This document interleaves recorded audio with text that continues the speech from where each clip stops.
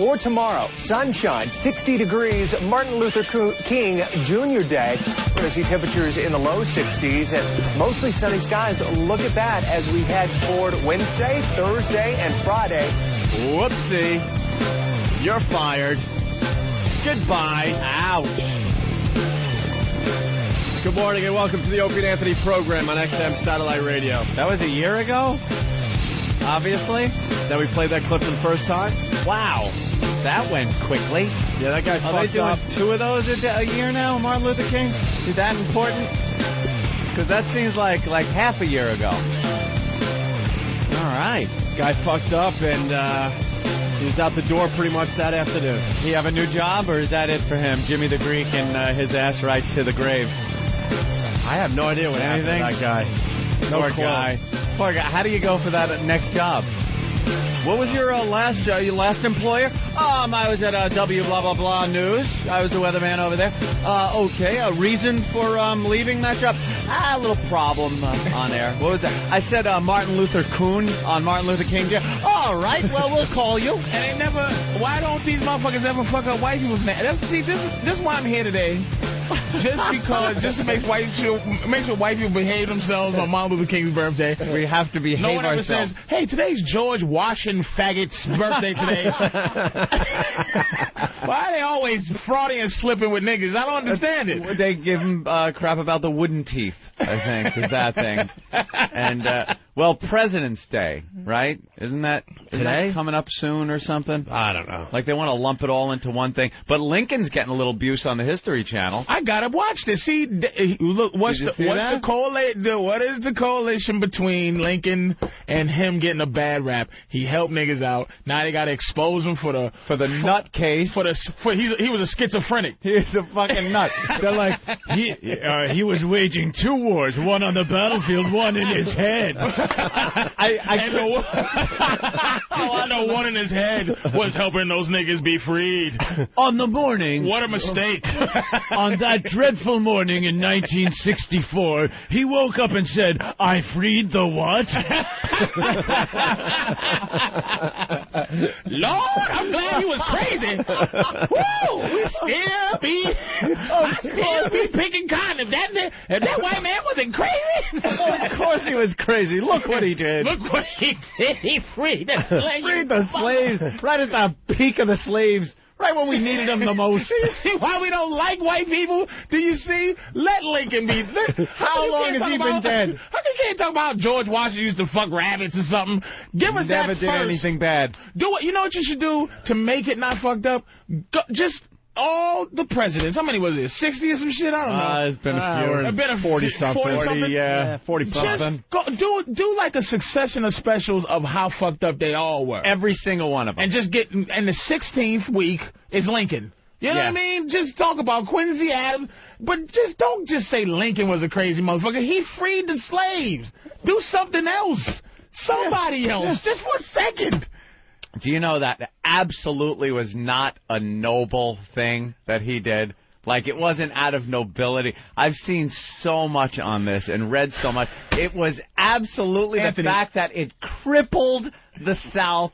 It crippled the South during a war against the South. And Lincoln decided that was a good war strategy. If there was no fucking war, do you think this asshole would have come out and said, free the slaves? Can you do me? Look, if you looked at it like that, it's like when you study Hitler, not to have my life destroyed. I have done a little dabbling in the study of Hitler. It's like you could say in his mind. Right. It was a business decision. It wasn't personal. It was like the Holocaust was so that his soldiers wouldn't go crazy just shooting people in the streets. It was a helping them out at the beginning. It was all about getting Germany back in every facet, in business, militarily building them back, building up their spirit after being defeated in World War I and having to give up everything. This was their way. They needed a common enemy. They needed someone to blame. Right. They put that blame on the people that were successful in Germany at the time, the Jews. Right. Who were making the money. But you can't. Like, imagine, okay, if we, out of context, right? like say somebody takes clips for this this little rant you're doing about Hitler. Like that has never happened. Oh, believe me, they got 800 other ones of me talking about Mr. Cumia has a little mustache now to commemorate Hitler's hard work. Why isn't his birthday celebrated? He's a great man. Yes, you know, is a man in history. I'm not saying he was a good man, but he was a man that was there in history. And he heard voices like that nigger-loving Lincoln. Motherfuckers are so wrong, man. You guys are so wrong. White people are so wrong when they do stuff like this. So right, Patrice. Listen, I am the only one looking through realistic eyes at the whole picture. So what if Lincoln? Lincoln freed the slaves because it was a great thing to do to fuck the South. But it's like it's all about defeating the South. The South is trying to build and feed an army based on people going, all right, I'll get you that sugar, whatever you need, boss. All of a sudden, there's none of them motherfuckers running around. Now, a good fighting man has to now provide for a family and worry about his fields and everything. There's a saying called impact versus intention, right? The impact of it was greater than the intention. He didn't know at the time. His intention wasn't shit, but he actually did the biggest humanitarian move in the history of the world. With ulterior motives. Other than Moses. The nobility of it was buried 10 layers down under his ulterior motives. Who cares? That's like if you come and you go, you know, sweetie, you know, you came by pulling my left ball, and I really, the intention was me not to come, but it's like we came. It was a noble. Who cares if it was noble? But the end result was noble. You just said, well, let me get this correct, because we don't want to get nobody in no goofy trouble. That you could explain. And I only learned about World War II correctly when I go to England. That's the only time I ever learned about World War II. Meaning, because it's a non-American viewpoint. You know what I mean? So Hitler, if you let somebody tell you, his mind, it was a noble. The reason that they had the Holocaust itself is because in the beginning, he used to just have his soldiers shoot people in the streets, and they would come back crazy, like, I can't do this. So they said, we need a better way to help our soldiers. More efficient way. And here's the fucking Holocaust. Right. So it's like, you can make a case that he was a decent motherfucker. Well, that's a little hard. That is a rough one. Because it's Hitler. But you don't make a case that Lincoln was cuckoo because he freed the slaves. Can you not do that? I'm not saying that. I never said that. I said that he might have been cuckoo, but the cuckoo part of it was a brilliant wartime strategy. Free the people that are working for nothing for the enemy. It's brilliant. Now, you take their workforce away. I'm not going to say slavery wouldn't have been over if the cotton gin didn't. I mean, the cotton gin effectively would end slavery at some point, I think. That racist machine. That stupid motherfucker. That stupid machine. Oh, and of course they got to put the word gin in the motherfucker. Oh, know how you like the gin and juice. The cotton crack. What? Well, happy Martin Luther King Day. Thank you. Regardless of how the goddamn Patrice O'Neal helping us out today, yes. I'm just here to make sure white people just keep us in check. Yeah, just don't abuse the man. You know something, Patrice? I appreciate it, because sometimes you're right. I do get out there a little bit, and I need to be reeled back. Just, that crazy Lincoln. Ooh, that man was crazy. Even though, I ain't gonna lie to you, I will expose something about the black community. We are not jerking off Lincoln. We really don't. Because black people really are into context. Yeah. And the fact is that it wasn't like, oh, we should free these people. Black people know that. But it is Lincoln, but we're not on that shit where it's like, no, you're not all over. He's our savior. He's our Moses and shit. We're not on that. So, I mean, I'm fucking around, but, you know. They had to do a little defending of Martin Luther King yesterday. I saw that going out on CNN. Plagiarism or something like that. Cheated on his wife a little bit. Yeah, every year, and it seems another book comes out that points out his humanity. You know? Well, Jesus was supposed to be, you know, messing with hoes. You know what it was? He's too recent, Martin Luther King. There's too much easily accessible info. Jesus, you know, you can't go into the FBI fucking CIA files and go, what was this Christ? Get me Christ's file. Let's see what that fucker was up to. He was fucking healing lepers. What's the FBI guy? The notorious motherfucking FBI. Hoover? J. Edgar Hoover. J. Edgar Hoover. He probably had the Jesus file. Give me the Jesus file. I want to take a look at this curing the lepers and turning that fucking water into wine shit. I don't believe it. But MLK, there's a shitload of stuff on him. They were really looking at him. Oh, they really was. And there's accusations of a lot of womanizing, white womanizing, corruption, infighting with Jesse Jackson and other black leaders. So it's, I think it just shows him as more of a human. Then I think a lot of people like to put him up in this saintly. Well, this is all to make sure he doesn't get like Jesus status. Doesn't get Jesus status. We got to chip away now, you know, so we don't walk around with chains with like of him on a balcony laying down on the ground and shit. It's like, you know, what's up, dog? Like Christ on the cross. Yeah, a diamond Martin Luther King balcony. A balcony. That's just to make fucking chain to make out what it is. Yo, I need an iced out balcony, nigga, just to, you know. You can walk around with the littlest, tiniest cross and everyone will know you're fucking Christian or Catholic or something. But you need a big thing for the detail of that balcony, them cradling MLK, people pointing. James Earl Ray in the bushes. This is a big ass. This is the iced out Martin Luther King murder scene, yo. You got a big fucking stage set on your chest. Iced out murder scene. So that's just to make sure no one gets Jesus status anymore. Yeah. That's what that is. No one. Yeah. He's the closest, I think, other than unbelievably, you know, there's this dude Martin Luther. Without the King, right, that I never even knew existed till 2000 when they did the top 200 people of the millennium or the last 2,000 years. Yeah. And they go number 3, Martin Luther. I'm like, wow, that's cool, but where's the King? They just left the King off. Fuck it. It's some white guy. I've never heard of Martin Luther until 2000. Wasn't he like the Protestant guy? He invented kind of, you know, pro whatever. But it's like I think he's the closest to since then to get that kind of status.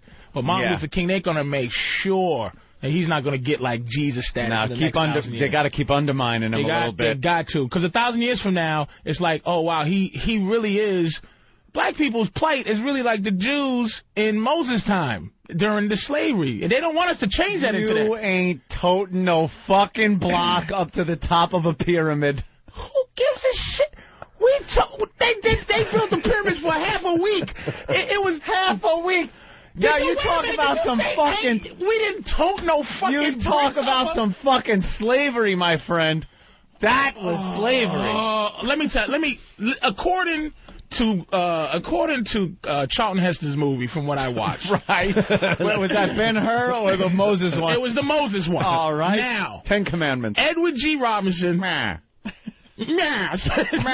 Stop, Jew. See? Mother Jews. It's curtains for you, Jews. Curtains, see? All they did... Tote that box. Lift that belt. Edward G. Robinson made him stomp the grass and water and mud. Bricks without grass. Yul Brynner was a tough motherfucker. Yul Brynner just made sure that Edward G. Robinson was doing shit right. Charlton, and then they just pushed. They pulled bricks. That wasn't that's all they did. According to that movie, to me, that wasn't as bad as tote that barge, lift that bell. But that picking cotton all day in the sun. On so much longer. Maybe the Egyptian sun was a little hotter than South Carolina's sun. But that's about it.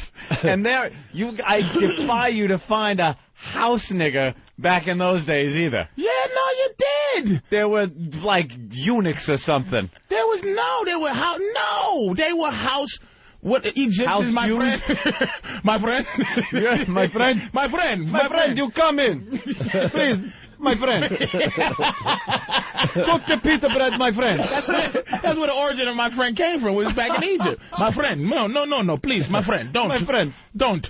And I just think that that's a good question. Who had the hardest slavery? Who had the hardest slavery?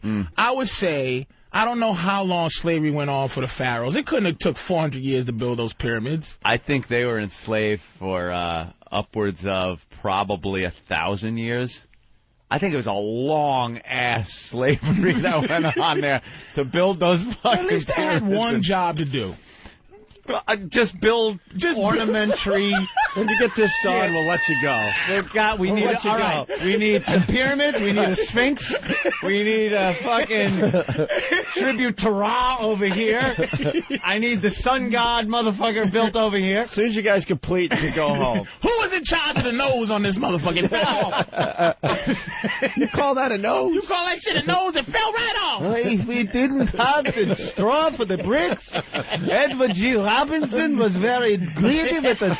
Now build bricks without straw. See? Muggsy, gotta make sure the slaves are working. So happy MLK to everyone out there. Yes. Whatever. In conclusion, no whatevers, Opie. No whatevers. Whatever. This is enabling us to sit here today, Martin Luther King. It's your day. I just can't wait for the day. This show doesn't acknowledge MLK. That's why we're working today. That's why we're working. Look at us working. It's a company holiday. We're like, you know what? This is one holiday we refuse to take. You should have did this right out of Arizona. Special Opie and Anthony live from Arizona. Not only are we going to work on MLK Day, we're going to have Patrice O'Neal in to do the heavy lifting for us. And I was here to make sure you behave yourself. These truckers don't call in and go, I was there when he overreacted. That nigga was faking it. He's alive. Him and Tupac and Elvis are relaxing. Too good. MLK. Yeah, happy MLK Day. All right. Well, say that with love. I do. We did. All right. I appreciate it. We're going to do like black rejoiners and stuff when we come back from the guy actually during the probably some of the worst times in American history was able to unite black people, something that other people have not been able to do. They've tried to come to the table, and I just can't see it happen. Marcus Garvey was close. Yeah? You know Marcus Garvey? No. No Marcus Garvey? See? I have no idea. You got to stop. You white people got to stop. But if he was such a powerful uniting leader, the whitey would know about him because we'd be shooting him. You know why they don't know about him? Because he actually had the plan that was going to save us. He created the Pan-African movement. He bought ships. Is that Liberia? No, Liberia was that was supposed to be our fucking Israel. Because the send every African back to Africa plan, I think Whitey would have gotten behind that one. It wasn't a back to Africa. It was stay in America and trade with only Africa. We have our own ships and trade with only Africa. When they realized by fucking 1800, they realized black money was the shit. We wanted to spend some money. They just realized we do that. Nigga Rich was some shit from, 1816. And we just bought shit, and they was not trying to have us go back to it. That's why Liberia failed. From Africa, though, back then. A fucking rhino horn? Fruit, I guess, motherfucker. I am not buying my rhino horns here in America. Fuck you, I'm buying them in Africa. Sugar, diamonds, a lot of rich shit over there. You know something? We need that. Yeah, Tyrone, go to the warehouse. We need 18 pallets of lip plates, and we need some neck rings. Only from Africa. I am not buying this shit from the white man. They will not see 1 penny of black dollar. Oh, Anthony's just a dirty racist. There's no lip rings. This is what you still think of us. That's what's fucked up about this. That's the shit they showed me on PBS when I was a kid. Oh, thank you. That's all they showed me. All I knew about Africa. And the carrot sticks on the Johnson. The guys with the sticks on their dick that shot the fucking blowguns. And the non-bungee cord jumping. Right. The vine around the fucking ankle with jump off the tree guy. Right then they left. And you just, even as a kid, you're watching and going, what fucking savages. Why the hell aren't they building cars? I didn't understand. It was the way it was presented. Patrice, I apologize, but I was raised in a time that was very non-inclusive, especially on TV. Dirty country. I would see this guy, the guy with the stick on his dick. He wore the stick. They painted some red on him, and he had the blowgun. And he shot the monkey in the tree, and you'd see him go, and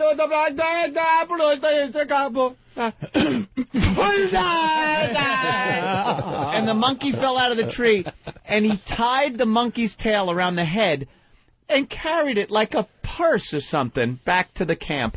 And I thought, how clever that he was able to fashion a little handle out of the dead monkey. But how come it doesn't stand out in my mind? How come it doesn't stand out as much when you watch old... Like, now, you got to go back to the year 1 to see a fucking African act like that. Now... just in the 1700s, 1600s, I never get this kind of viewpoint when I watch these crackers in England and walking around with the dirty hair. Man, y'all ain't good then. White wigs, rats and shit walking around. White powder with the girls putting the mole on their face. Throwing shit out the window. hey, love. Bring out your dead. Bring out your dead. Bing, bing. Bing, bing. You know something? You're right. How come white people just they don't have a stigma for being the savages that they are? Why? That is, you bring up a great point, and I have no fucking argument for it. Why? I would be happy if they just give it. We're seeing like 1800s footage of Africa, and that's the newest shit they could show us. Yeah, it's the King Kong shit. Those niggas are King Kong. Look at them. Look at these worshiping a damn dirty monkey. Get your hands off me, you damn dirty nigga. That's what white man of the future. White people have turned into gorillas, actual gorillas. We don't get a break. And we show spaceships. I go to Discovery Channel and see what Whitey's doing. Whitey's and it's flying. building fucking spaceships and discovering shit and new inventions. And then it's like, here in deepest, darkest Africa, we have the bushman of the Kalahari wearing nothing but a loincloth, trying to feed his village. Scared of lighters. He's the god now. He's like, I have a lighter, you ignorant colors. I traded this pair of sneakers for the entire village. We was all just getting ready to stab him with a spear till he pulled out the click-clack shit. Click-clack, click. Till he pulled out the paddle with the ball that bounces back and forth. Was there like a prioritized list of shit to pull out? Like, first the click-clack shit, I would think first. If they ain't buying the click-clack shit, you go for the mirror. Look at you. This makes him think I've stolen his image and his soul. Yes, he should go for this. I think fire's like last. Then he touches his face. Turns to the medicine man for approval. The medicine man nods. Everything's cool. Really, Mr. Genius White Man? I didn't see that nigga face when I went down to the lake to get a drink. You fucking cocksuckers. Yeah, there's always choppy water down at the lake. There's a big black fish in the water. He wriggles the water and the face wiggles. Ooga booga. You motherfuckers. Ooga booga. We brought mirrors and his scandals on. Dirty motherfucker. Patrice, I gotta apologize. I am pretty much a victim. I'm a victim of what's out there. Just apologize for once. Just say that you love us. That's all we want. I love you, but I have no clue what you're about because I only watch shows that are so goddamn racist.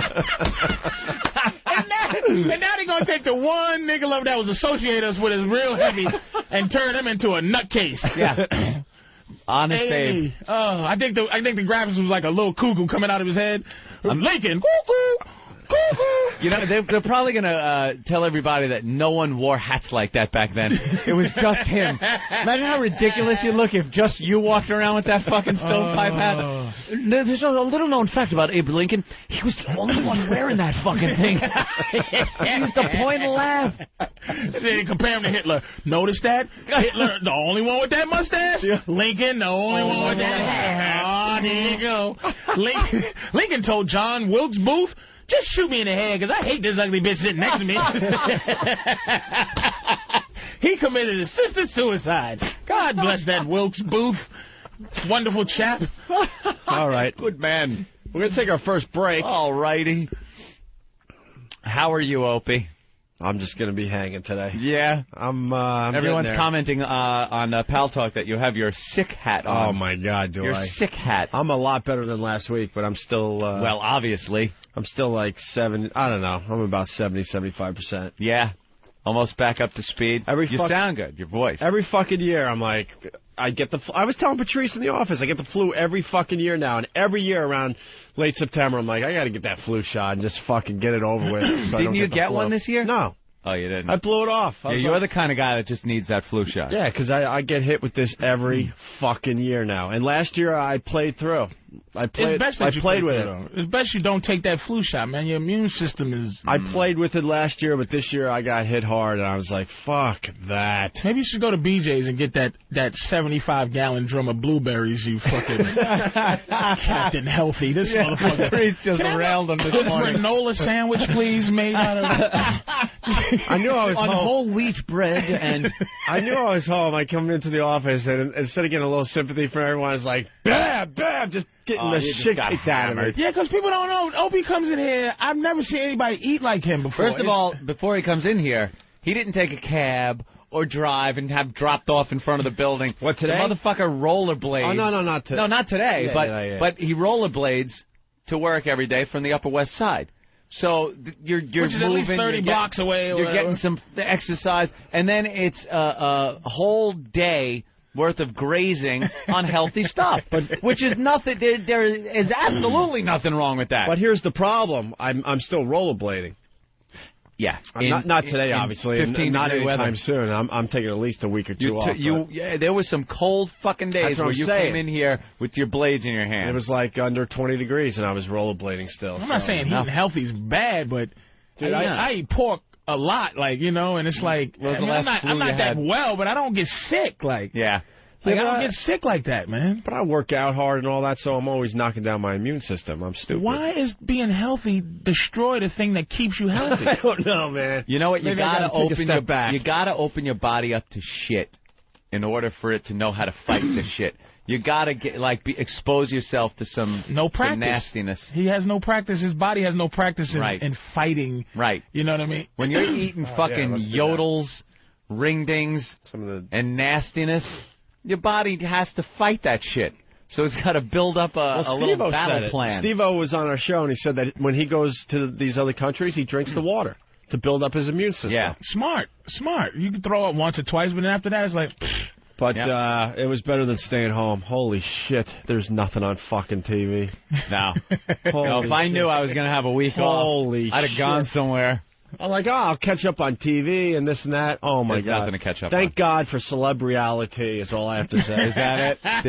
Thank God for celeb-reality. DVR marathon? Celebrity Fit Club. The Flavor Flav show. We'll get into it after the break. Is my favorite show on TV. And then, of course, we're sitting with someone that has a hit show now. Yes. Patrice O'Neal, who's doing this web show. Web Stuff 20. I don't know.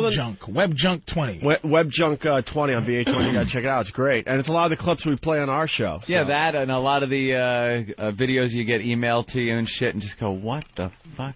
I watched one last night. It was pretty funny. It was a game of Counter-Strike. Some guy was obviously recording him playing Counter-Strike. But all he would do, and this thing went on for about 10 minutes, and I watched the whole thing laughing my balls off. All he would do is go to this crucial junction point in the game at the top of a ladder and sit there so other people on his team couldn't get past. And it's all voice, the guys at the headsets, and it's some kid whining, "Move! Would you fucking move? I'm gonna get killed here! Come on, you asshole! Fucking move!" And all the guy would do is send out the automated key that you can press that goes, Negative. Negative. and the kid's like, "Move! You're gonna get me! They're shooting my feet! They're shooting my..." And he jumped down, take the guy out, climb back up the ladder. Fucking move! Negative. The guy was being the biggest dick, and I watched all 10 minutes of it. It was hysterical. Just a prick in the game. That's great. We got to find that audio. Yeah, we'll play a little bit of it. Well, Patrice, you were really saying funny. You're playing a video game where it's not even fun, the Xbox thing? It's not, what is it, Call of Duty 2. Call of Duty, It's not even fun. It's like real war. It's like It's strategy. Like, you can't just bum rush the dudes. No, like it's not a run and shoot. What is that? The AI thing? The artificial intelligence. You can't just go rush him. There's a guy who the only help it gives you is a grenade implicator. That the grenade is implied around your area. That's the only way that you'll continue to live. Other than that, it's like real World War II. Like, you go, oh my God. Like, you start to get nervous. Like, holy shit. I died. Like, you always imagine yourself in war, like being one of those guys, and you live, but it's like, okay, I'm crawling, and then a dude is right there, and he shoots you in the back of the head, and it gives you, and here's how creepy it is. It wiggles, it says, you died, and then it gives you a quote for some fucking war guy. Yeah. War is crazy shit, Alexander the Great. You know, I never learned that quote from that guy. You know? War is some crazy shit. It's not fun. Yeah. It's war. It's very realistic as far as the enemy AI goes. It's not like the old days. You're right. The older games, you could run in, run and shoot, run and shoot, run and shoot. Now it's about, I got to do a pincer maneuver. We have to outflank this guy. And, yeah, the guys are right there. They take cover now when you shoot at them. Some Rambo shit. The old school was Rambo. Yep. This one, the only two things that's game-like is one, like I said, it tells you that a grenade is in the vicinity. A little grenade, and it'll be an arrow that's pointing towards where it is. Yeah. So if it's behind you, the arrow's pointing down, and you run forward. And if you run forward, those motherfuckers shoot you as you're trying to run from the grenade. So you can picture yourself going, oh, grenade, and then run, and then they shoot and you die. And then it's time for another quote. Another quote. I'm not going to do this ever in my life.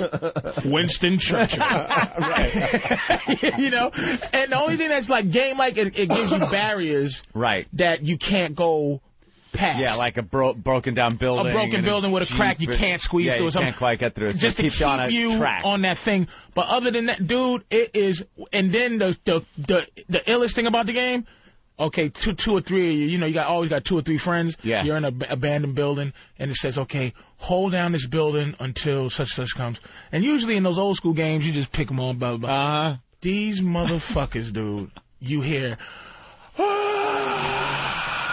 like, hundreds of guys, and you see them running over the hillside at you, and you're like, oh my God, you just go, turn it off. Like I said, you know what, this is not even fun. This is like real, it's stressing me out. Yeah. You know, but it's unbelievable. It's an unbelievable game to exist. Yep. But it's not that great of fun, man. It's not. It's really not. They're getting amazing. And they're only going to get better. You've been through a part of the game where you got to walk through, and it's old busted down buildings and shit, and it's nothing but snipers that you can't see. You're walking, you're taking cover and everything, and all of a sudden, and you're getting hit. You're trying to take cover. You're getting hit from the back, and you look around. You pop up for a quick look. Because you're getting shot, you can't see shit. There's snipers everywhere. It's and then your sniper. This is the thing. It's just like, I don't want to play a real game. Like the basketball and all that shit. It's like, I don't need to see this motherfucker sweat or his drawers get wet or whatever. But on the war game, the sniper mode, it's not just like, sniper is your favorite gun. Yep. In any game is the sniper gun. Ready? Not this shit. You shake. What? The shit goes up and down. Yeah. So you gotta push the stop being nervous button. Yeah, there's a stop breathing button. And then you go, all right. Yeah, and if you miss, the motherfucker knows you shot at him and then runs.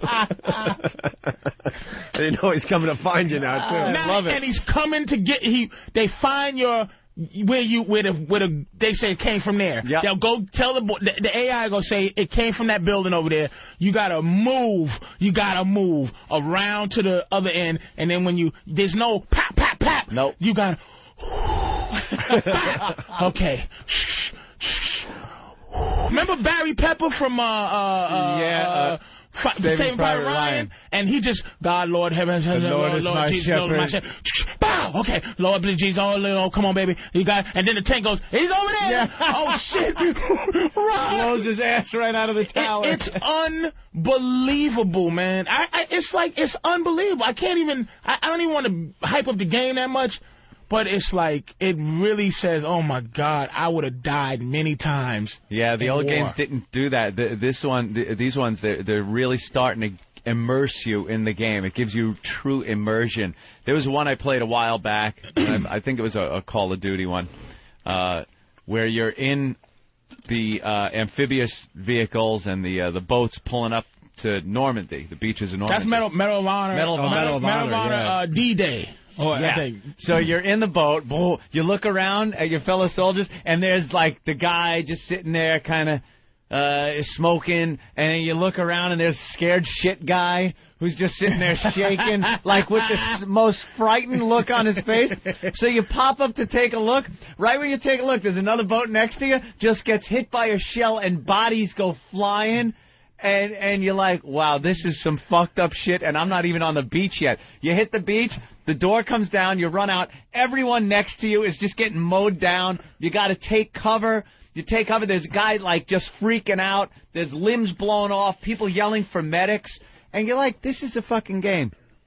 This is a game of something real motherfuckers had to do. And no practice. No. The game I'm playing, they had the beginning teach you the buttons. Yeah, the tutorial, mode. whatever, yeah. And this guy to goes... duck, press control. But this game, the dude goes, in the game, there's a voice that goes, you actually fight as you're training, and the guy goes, man, I thought this was training, man. Oh, shit. I thought this was training. And you could get killed during the training. That's how fucking crazy this shit is, man. Yeah. It's just amazing. And you can understand, it's like going off to war, the practice is... Death is your practice. Yeah. You there. And there's no, hold on, there's no up, down, square. There's no Let me make a good mental note of why this guy's head is blown off and learn from that, Yeah, no God mode. There's no mistakes, man. Sergeant, cheat codes, please. Can we please have the cheat codes, Sergeant? I'd like to rush that bunker and not get any injuries and have unlimited ammo. Private Johnson, go to GameFAQs.com and put... Boys, I'm going to be teaching you something you're really going to need to know out here on the battlefield. Triangle, X, square, X, triangle, X, square, triangle. This will get you through this battle. Oh, thanks, Sarge. Could have used that last time we went out. Oh, my God, dude. I don't know how it's just amazing, these games, man. Yeah. And like Up said, they're only getting better every year. Every single year. You go back, because sometimes I'll pop in a game from 5 years ago and take a look and, play a little bit and go, wow, they've just fucking, you don't notice until you look back 5 years or just so how far they've come. On some nostalgia shit. Yeah. Like, and, I got the one that's, arcade hits, Yeah. Oh, wow. And you go, I try to get into Missile Command. This boring shit. Remember when you would pour Yeah. your entire fucking allowance worth of change or your pay or whatever into that machine to play Missile Command? Missile Command. I tried to play Defender. Yeah. All this. I tried to. They tried to new up Defender. The 3D Defender. Oh, great. And you just go, this stinks. Do you know I just played a game that actually scared me? You know what I'm saying? Yeah. That actually, when I said, oh wow, this is not. I don't like this shit. I jumped. I'm playing King Kong game. It's like, you throw the spear in the animal and it cracks the spear out and gets up and runs at you again. And if you don't hit it in the face, it kills you. Yeah. And you go, this is not fucking fun. Give me a blue dot to eat to make this motherfucker so I can chase him. Waka, waka, waka, waka. All right, I'm Pinky. I can go get him now.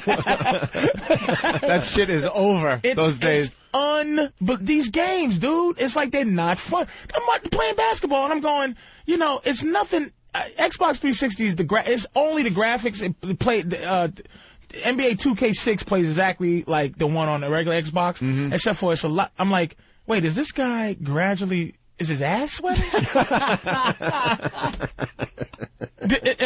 Is that what I paid for? This sweaty ass? Sweaty ass feature. Can you turn that off in the graphics? I'm sorry, your machine will not allow for sweaty ass effect.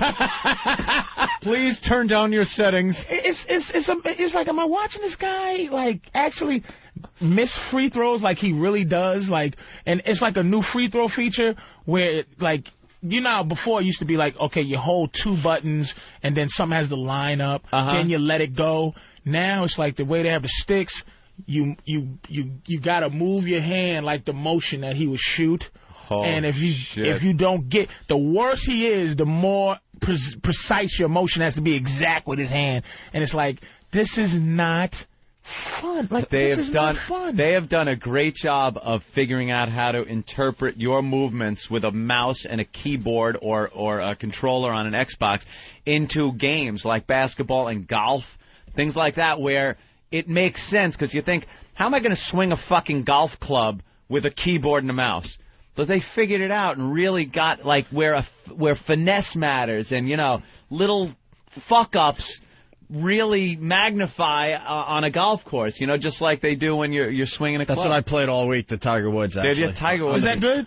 What a great fucking golf game that is. Well, I'm all about the PSP now, so I can still watch TV and just sit there while the you stayed into it?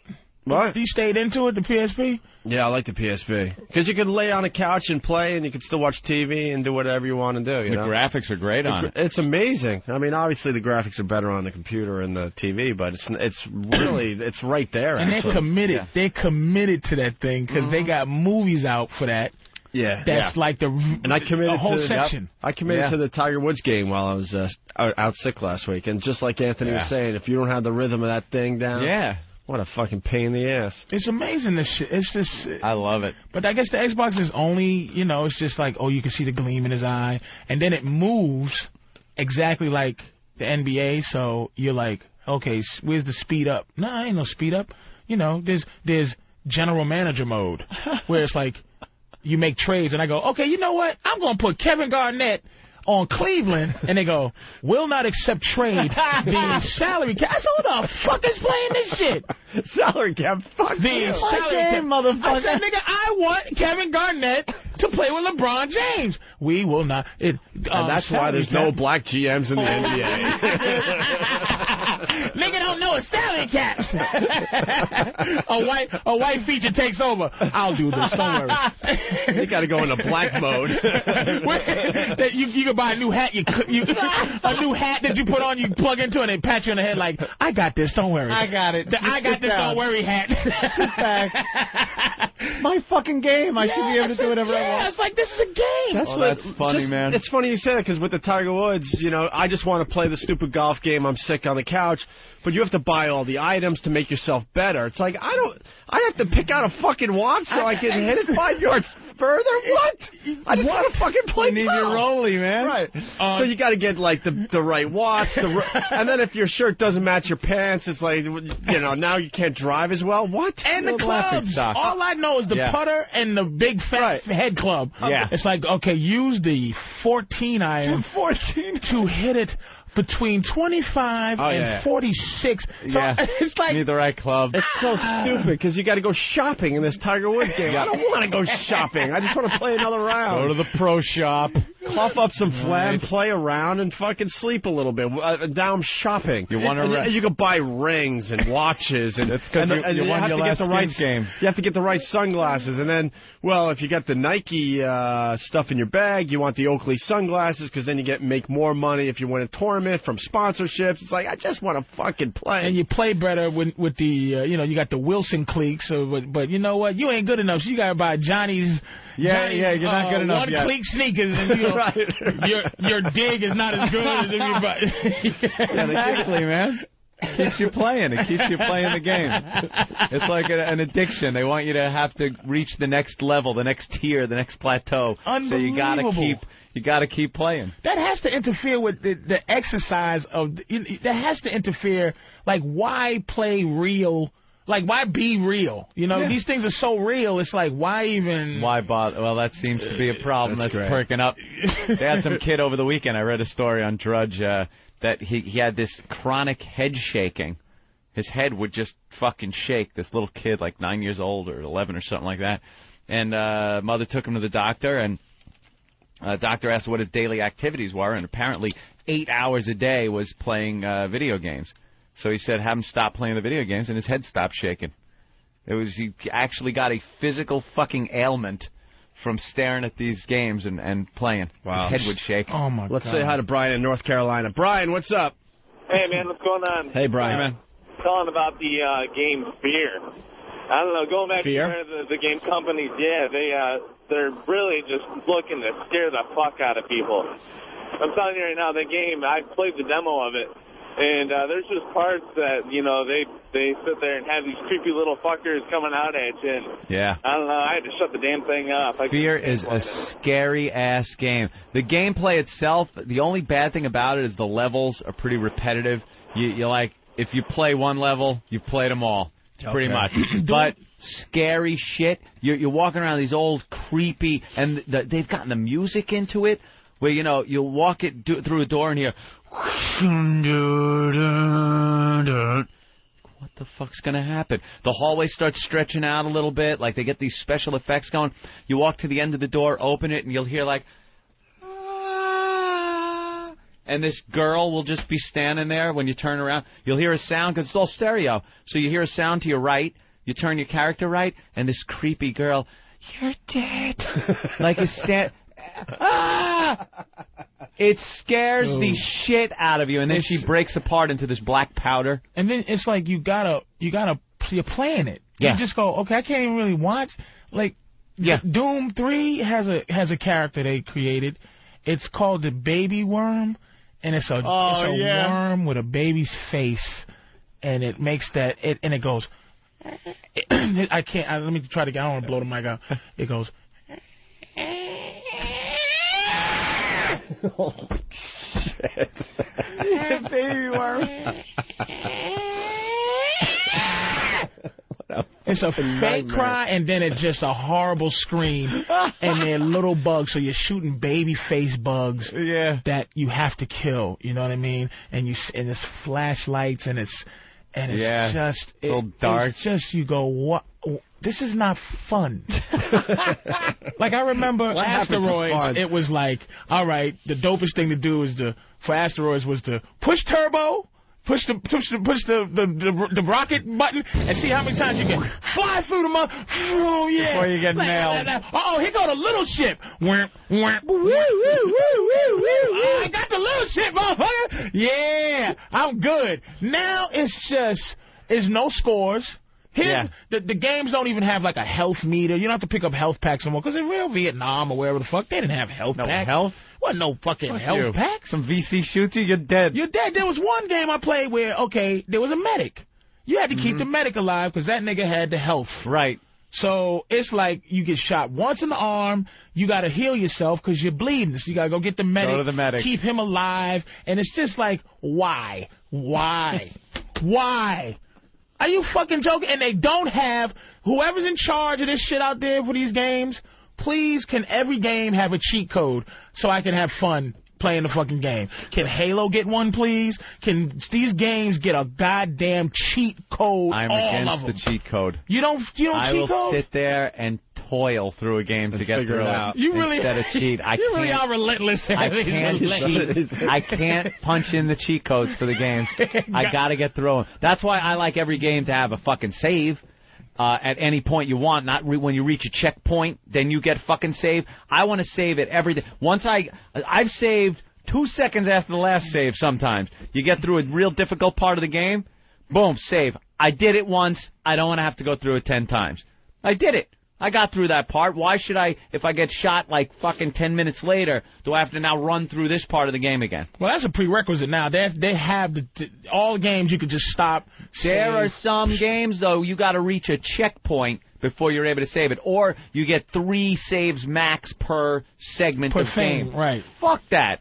I want to save everything. I just jumped over the fucking crevice and made it. I just jumped over a log save. Yeah, save. I just shot the guy that was around this corner, save. I want him coming back and shooting me in the back like a Saving Private fucking Ryan. Everyone dies in my fucking games.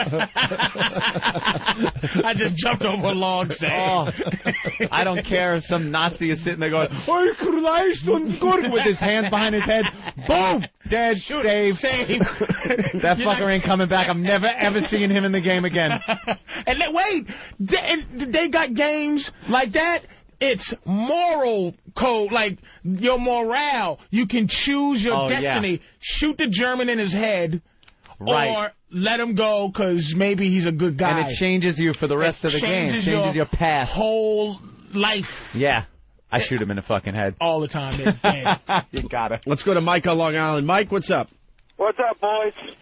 Hey, I was playing Resident Evil Outbreak, and the next night I had nightmares. I was at the level where you're fighting a leech man. So the next night I'm sleeping in bed. About 3 o'clock in the morning, I spring out of bed, start yelling, leeches! Leeches! I have leeches all over my body. My wife wakes up. It looks like I'm throwing them off my body. She's like, what the fuck is wrong with you? Then I lay back and go back to sleep. Funniest thing ever. Dude, Andy, you're totally right. They make these games so scary. They're so scary now. The first game I ever played that was petrifying like that was Half-Life. It's called Half-Life.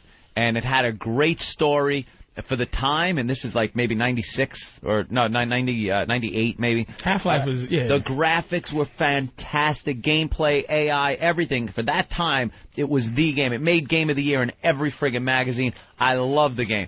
Half-Life 2 came out. It's all right, not as good as the first, but still. They're trying to build it up to Half-Life 2 yeah, a little bit. Their AI is amazing, and they have ragdoll graphics for the people you shoot, so they fall off rooftops and just their arms will bend behind their fucking head. Right. And the gravity gun is very cool. But talk about scary games. That game, you'd be walking through these ductworks, through the ductwork, and these things called head crabs come out of nowhere and just go, and latch onto your face. And you gotta beat them with crowbars and shit just to get rid of them. Petrifying game. Another one was called Deus Ex.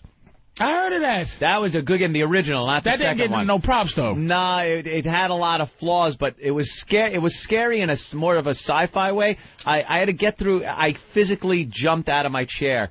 I came through this ductwork to a vent into a storage room. So I popped the vent out. I look to my left, there's nothing there. I look to my right, there's this big 2-legged RoboCop machine that just goes and looks at you and starts shooting. I didn't expect it so much, I fell out of my chair. Fell out. I don't like being afraid of these shit out of me. I mean, I would think the granddaddy, somebody could be wrong, but I would think the granddaddy of fear was Resident Evil. Yeah. And that just... You play the Silent Hill games? I couldn't get through Silent Hill. The thing on Resident Evil that got me, the first one, and the other one scared me too, the one with the guy, what's the fucking monster? The creation they made in the last movie, and he just would be like... Umbrellas. Oh, yeah. That guy's the Umbrella Corp. The Umbrella Corp. But I was walking through the goddamn hallway, and my lights were off. I was chilling out, Resident Evil, and the evil dogs jumped through the fucking window, and my body wouldn't allow me to push whatever button I needed to push, and I didn't. I said, this is not...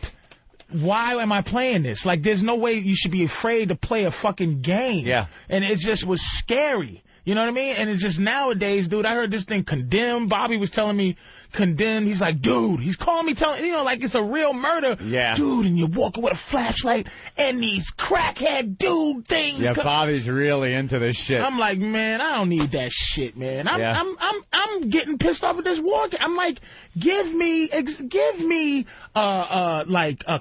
commandos, where I just run and there's something glowing on the ground and I pick it up it's a super-duper head-blowing-up gun. You know what I'm saying? All right, baby.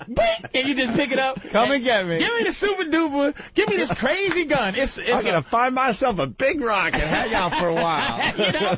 It's like that's it. That's what I do. Right. Not like I got to shoot a German and then you don't just go running over the gun. Nah, you got to rifle through his fucking pockets.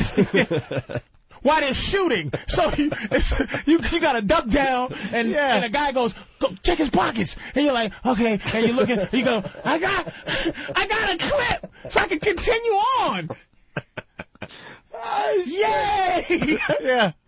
Choose the right weapon. You go, okay, all right, now, okay. I picked up. So if you gotta make decisions, you go, either I'm gonna pick up a machine gun, right, or I'm gonna pick up a bolt action rifle. Oh, you can't carry 20 bazookas, 3 fucking 30 rifles. I love you used to scroll down your weapons list. Like even you would say, how am I carrying all this shit? And you just go. I got I got like 2 bazookas. I got fucking like 16 rifles, 80 pistols. I think it's a good time for death ball right now.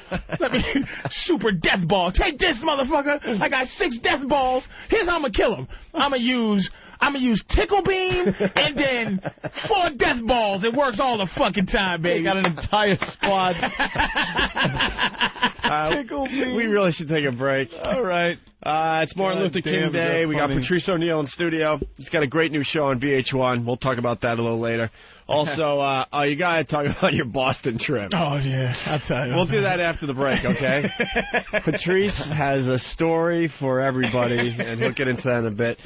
In honor of Martin Luther King Day, we're playing some of our best clips. Here's, of course, Jimmy the Greek talking about the black athlete. All Black Day. Oh, yeah, it's Black Love this Day. one. The black is a better athlete to begin with because he's been bred to be that way. Because of his high thighs and big thighs that goes up into his back. And they can jump higher and run faster because of their bigger thighs. This goes back all the way to the Civil War, when during the slave trading, the slave owner would breed his big black to his big woman so that he could have a big black kid. Yeah. Happy Martin Luther King Day to everyone. We're back with the Opie and Anthony program on XM Satellite Radio. How about them Colts? How about them Colts? Holy shit. Can you say choke? You watch any of the games over the weekend, Ant? Nope. Didn't watch any of the games. There were some fine football games. Didn't really care about any. Patriots any of the lost, teams. but I don't think anyone was expecting anything from the Patriots this year. What? The dynasty is over. 2? And that's well, it? no, what happened? They had a pretty fucked up team all year, though. Dynasty. They won 3 out of 4. How's that not a dynasty? It's not a dynasty. 3 out of 4. 3 in a row. 3 in a row is a dynasty. No one's won 3 in a row, though. I know. So there's never been a dynasty. Never a dynasty. Fair enough. All right. Okay, if you look at it that way. Fair enough. That's consistent. Expect to win that one. What about it's consistent. Yeah. What about the Steelers? 1 for the thumb in 81. 1 for the thumb in 81. It's not a weren't they going for 5? No. They won 2, then they won another 2. They didn't win 3. Oh, they didn't win in a row. No. Oh, all right. If you win 2, then why the slogan 1 for the thumb and wait. I'm thinking, that means 5 in a row. No. They was going for 5. Going for 5 within. Let me tell you something. Yeah. Okay. Did they win 2, lost 1, and then won 2 more? No. I think they. What did they go? 70. Someone get the Super Bowl winners up. They for won 4 out of how many? They won 2. Now it was with all the same players, so it couldn't have been that far right difference. And I think maybe the Cowboys won 1 in the middle there. If that was 4 out of 5 years, then 79, 80, and then I think they won in 76, 77. I think. All right, we're gonna find out in seconds here. But the Pats weren't supposed to do anything. Their team was pretty beat up. I mean, Colts choked. Yeah, but how about how many bad calls there were all weekend? The NFL refs made so many bad calls. Oh, no, in every game. I'm not just saying. Asante Samuel's call was terrible, but that Pittsburgh call yesterday was pathetic. See Boomer just trashed the NFL. And I'm glad he did, too, man. What's his name? Did he grab their head and fart in their face? Yeah, when they were trying to eat. It was a good play by one of these new, everybody's Samoan now. When the fuck did Samoans and fucking Jimmy Snukas become the greatest Troy Fala Mahala Hala? with tribal shit. You're so right. Where the fuck did they come from, man? This pool of Parisian. Where the fuck? These Polynesian motherfuckers because with hair down to their ass. They got it. Fucking hafu alahama halamala. It's gonna attempt this kick, right? Oh fuck, Scott from Utah, what's up? Hey man, I want to mess around with Ben here for a minute. Hey Ben. What? Hey, I'm the one that emailed you Saturday night. You're right. I ain't got nothing better to do than to mess with you while you're drunk after watching the football game. Thanks to all you nice listeners that did that. Yeah. Right on. Broncos. Punching out. All right. Yeah, that's all right. They're going to lose next week. Pittsburgh's going to kill them. So there were a lot of Broncos fans hoping Pittsburgh won. Of course, because they get home field advantage. Yeah. But the good old Colts choke again. Well, the NFL wanted the Colts to go to the Super Bowl. It's a great story. There's nobody I'm against right now. I don't mind if any of these Steelers going to win it all, right? I would love for the Steelers to win because just to see Jerome Bettis, the bus. I fucking love that. That could have been his last play of his career yesterday. Can you fucking fumbles the you know ball? What? You just go. There's a God, and there was a God twice in that. It's like, oh my God, he fumbled Tony Dungy. Like that whole my son killed himself. Like kind of, we're gonna let that happen. God's gonna say you got to get this guy. But you figure Jerome Bettis God Trump is not over. Like you know what I mean? Karma Trump, where it's like give Jerome a fucking thing, or my son kills himself. Karma. You feel what I'm saying? Like it's like you figure like oh my God, it was creepy that he fumbled. But then it's like, okay, Ben Roethlisberger, but I said they're going to win this goddamn game, man. Yeah. But then Vanderjagt misses a fit. That is creepy. He hasn't missed a field goal since he was 17 years old or something. He missed it by a mile. I know. It wasn't even close. How far out was it? It was for the 40s? 47. 46. It was a chip shot. Yeah. And then Dungy, that's a long fucking... Not for him. Not inside. Did you see the clip of Dungy's face going, he missed it? He missed it. Like he missed it? Peyton said that. So did Dungy and so did Bill Cowher. I saw Peyton's reaction was like, he missed it? Good. Peyton Manning's a pussy. I couldn't believe it. All right, here we go. 75, Steelers beat the Vikings. 76, they beat the Cowboys. 79. 77, Rams. It was the Raiders. And then 79, over the Vikings. Rams. 78, it was the Cowboys over the Broncos. And then 79, Steelers over the Cowboys. I thought you were just talking about Pittsburgh. And then Steelers. Yeah, but they missed 2 years in a row there. They won 2, lost 2, won 2. I would say that's a dynasty, dude. I mean, for football... there's a few dynasties. There's San Francisco, there's Green Bay, there's now the Patriots are in there. There's and Dallas, the 90s Dallas. Yeah. You see Montana running through the airport. And those commercials are great. Jerome Bettis. He looks silly, dude. I love those. Montana making some quick little cute moves in the airport or wherever he is. So what? You got to give Green Bay a dynasty. You got to give the Dolphins a dynasty. You got to give Dolphins only won 2. You got 2 in a row. That's a dynasty. That's not a dynasty. I'm talking about just impact, man. It's like 3 is an impact. 4 is great. You see Bettis' parents going crazy in the stands, too? His parents have gone to they've missed, 2 games of his whole career? Yeah, they missed 2 preseason games. One was in Mexico, yeah. One was in Japan, and one was in, I think, Mexico. Mexico, I tell you, if I hit it big, my mother would be everything. My mom, shit. He changed the whole family's life, when you do that, when you can take care of your mama, she better come to my game. My mother should be at Web Junk 20. He got that first down behind the green screen. When he pushed Roethlisberger, when he pushed him, just the push he gave him to get him that first down, that guy's strong. That's just a monster. That fucking looking at Buffalo 4 times in a row like that. 91, 92, 93, 94. Just all in a row, all in that loss column. Dude, I lived up in Buffalo during those years. You want to talk about a whole city wanting to commit suicide at the same time. And it was a great team. Great. Darryl Talley, Bruce Smith. Wow. Jim Kelly. Who was the receiver? You got Thurman Thomas. Andre Reed. Yeah. They had a great team, dude. They had a great team. Mike Beebe. And what you don't understand, living in New York, I had the opportunity to live in Buffalo. When it comes to football, that's all they have. That's all they talk about. They work during the week just to get to Sunday to watch the fucking Bills. That's all they do in Buffalo. When they was going to the Super Bowl? I believe so. I don't know. I've lost touch with the team over the years. There's no hope in their eyes. Well, Marv Levy, they just signed him as the general manager. He's 80, and he wants to coach next year. Yeah, he wants to coach. That's pretty good for 80. And what's his name? He's like telling him, calm down, Marv. There's no hope. There's not, there's some franchises you go, there's no. I'll tell you, man, the Patriots, I'm a fan of the Patriots, and what changed them was Bill Parcells, who just goes, Bill Parcells comes in and goes, get rid of this stupid fucking logo. This is not even up to date. There's no aerodynamic anything to this dumb guy holding the football. Oh, the stupid old Pats logo, right. He's squatting, taking a dump, or taking it up the ass guy. Parcells said get rid of it. And it became a reasonably respectable team up until even now, like Bill Jets. But the Bills, you don't feel hope. And you don't feel hope for the Jets. You just don't feel. Well, they tried. You they feel tried like the logo it's not change. going to happen. Well, it's something about and Herm Edwards doesn't feel the hope either. He ran away. He said, "See you boys later." He should have heard these sports guys call him a dirty traitor. They call him a dirty traitor. You see the papers? Herm Edwards barely. The last play was over, and he already had his bags packed. And they mad because he says, you going anywhere, Herm? I coach. I love to. Let me tell you, when I was born, it was either New York or kill myself. I'm done.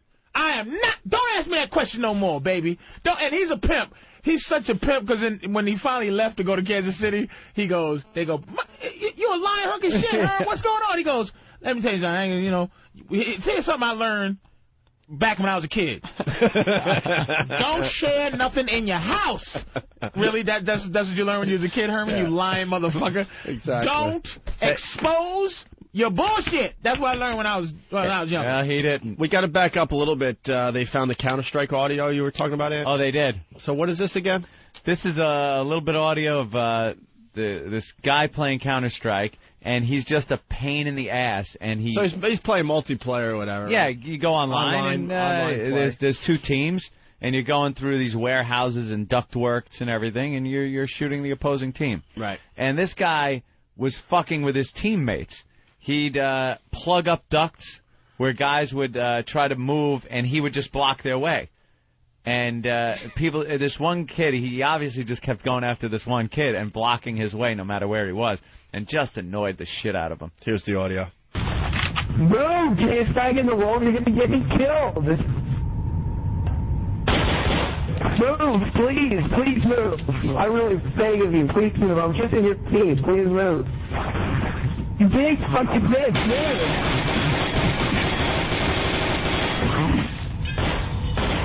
Fucking right. You're going to get me killed. Move. Oh, bitch, move! If I fucking die, I'm gonna go to your house, I'm gonna rape you. I'm gonna rape you so bad that your ass will hurt for 1,000,000 years. No! God, you're gonna get me killed! Oh my god! Oh my... Do you know what's gonna happen? I'm gonna get that lucky next time, you little bitch! No, move! Oh god! Oh, move!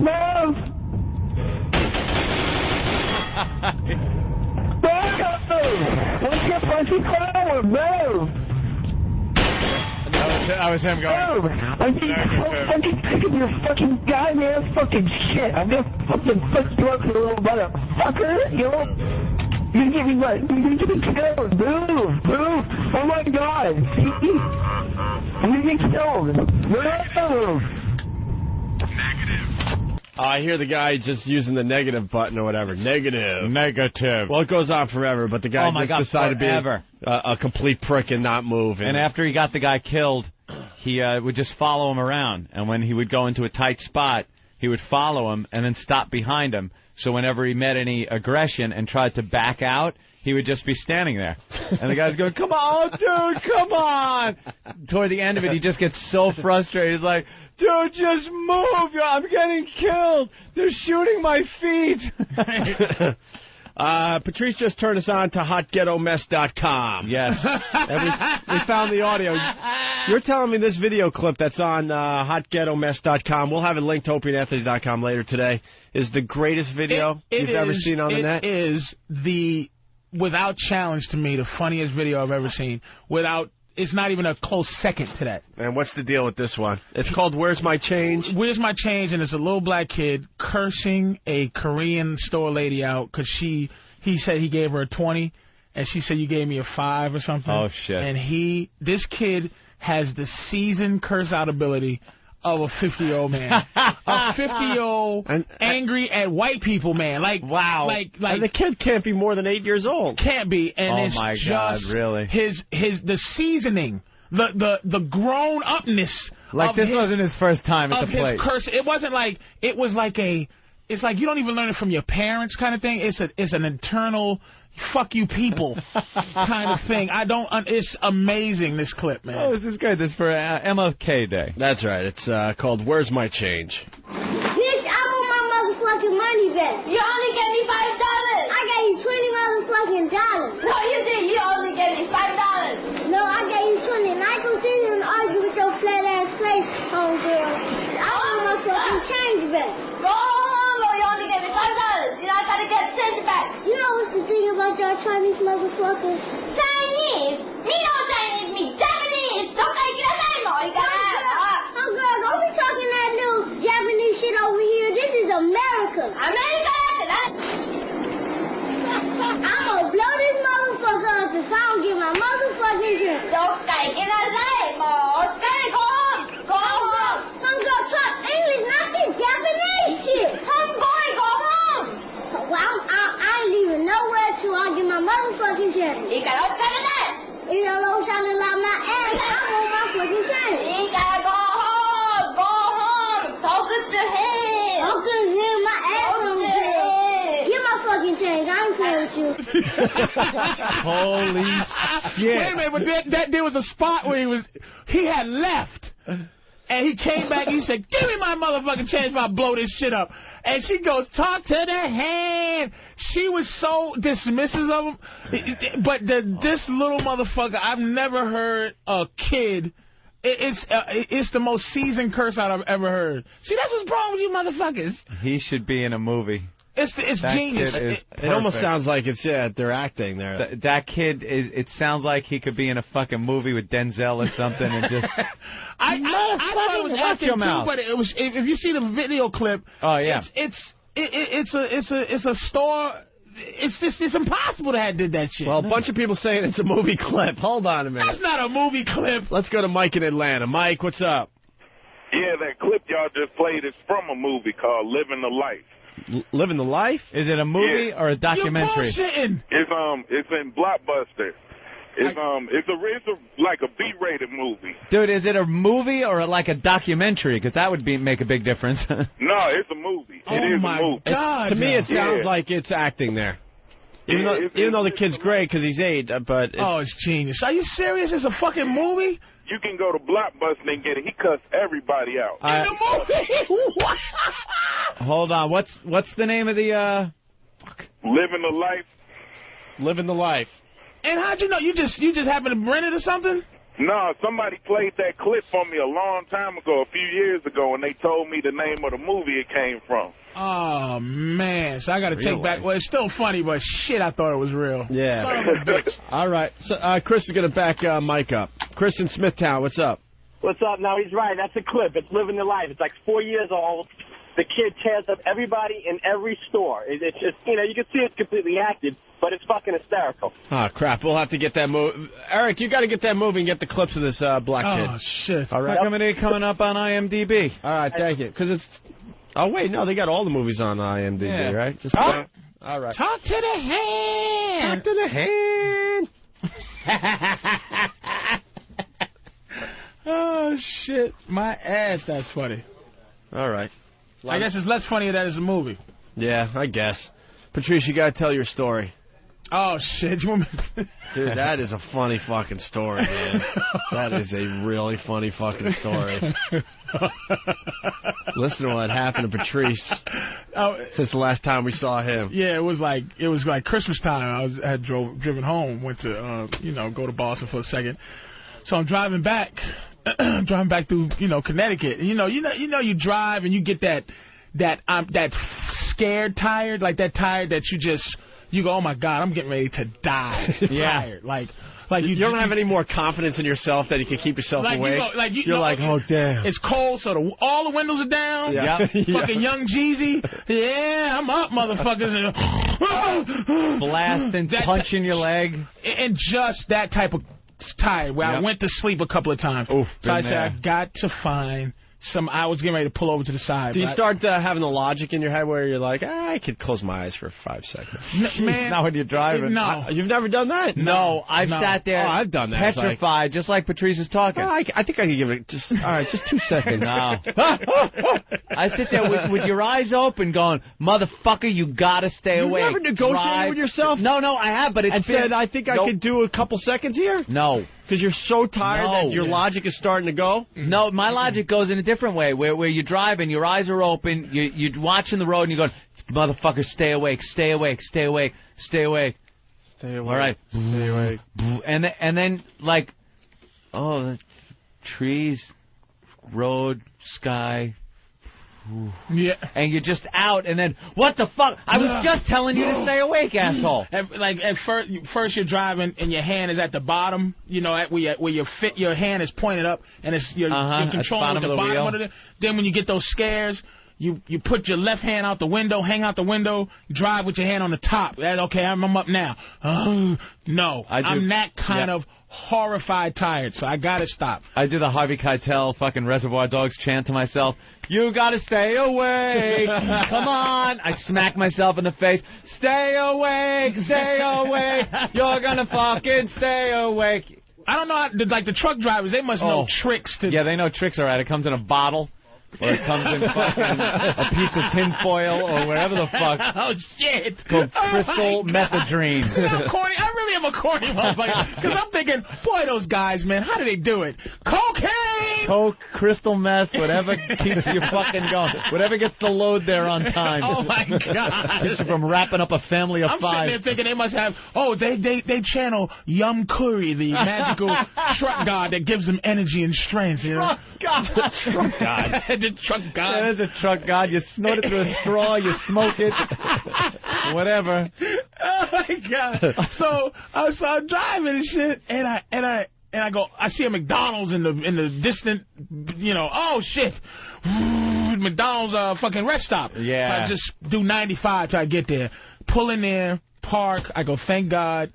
I lean my seat back. Now I what drive. What time is this about? About 3 in the morning. I always leave. Way to go, Mr. Jordan. Wow. Way to go, Mr. Jordan. I just always leave late. I just always go there and come back, leave at 12. Yeah. No traffic. I kind of like the no traffic angle. Yeah, no traffic.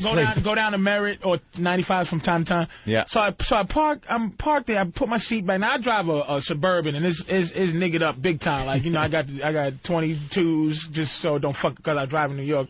I would get 24s. Yeah. But the potholes fuck your shit up. So I got tint that's as black as anything, and the whole 9. So I put my seat back. Whew, thanking God. Put my my skylight up. I look at the sky and shit, just fall asleep. I lean back. You're probably out in 2 seconds. About 2 seconds, yeah. But for some reason, after about good 5 minutes of sleeping, I just my eyes open. Nothing woke me up. Just my eyes open. Right? Not a sound, nothing. Just open your eyes. Oh boy, I look to the left, then I look to my right, out my passenger side. There's a guy looking in my window. Oh, man. Clean cut white guy. Abercrombie & Fitch. Fucking ties. Clean, and I'm looking at him, and I'm staring at him. Or? No. I don't get scared like that.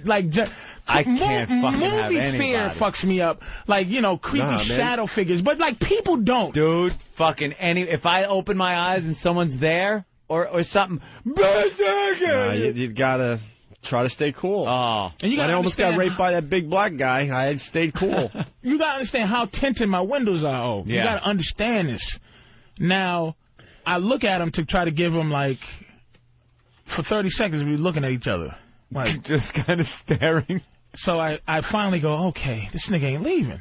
I turn my key backwards, crack my window about 1 inch. I go, what's up, man? He goes, It's cold out here.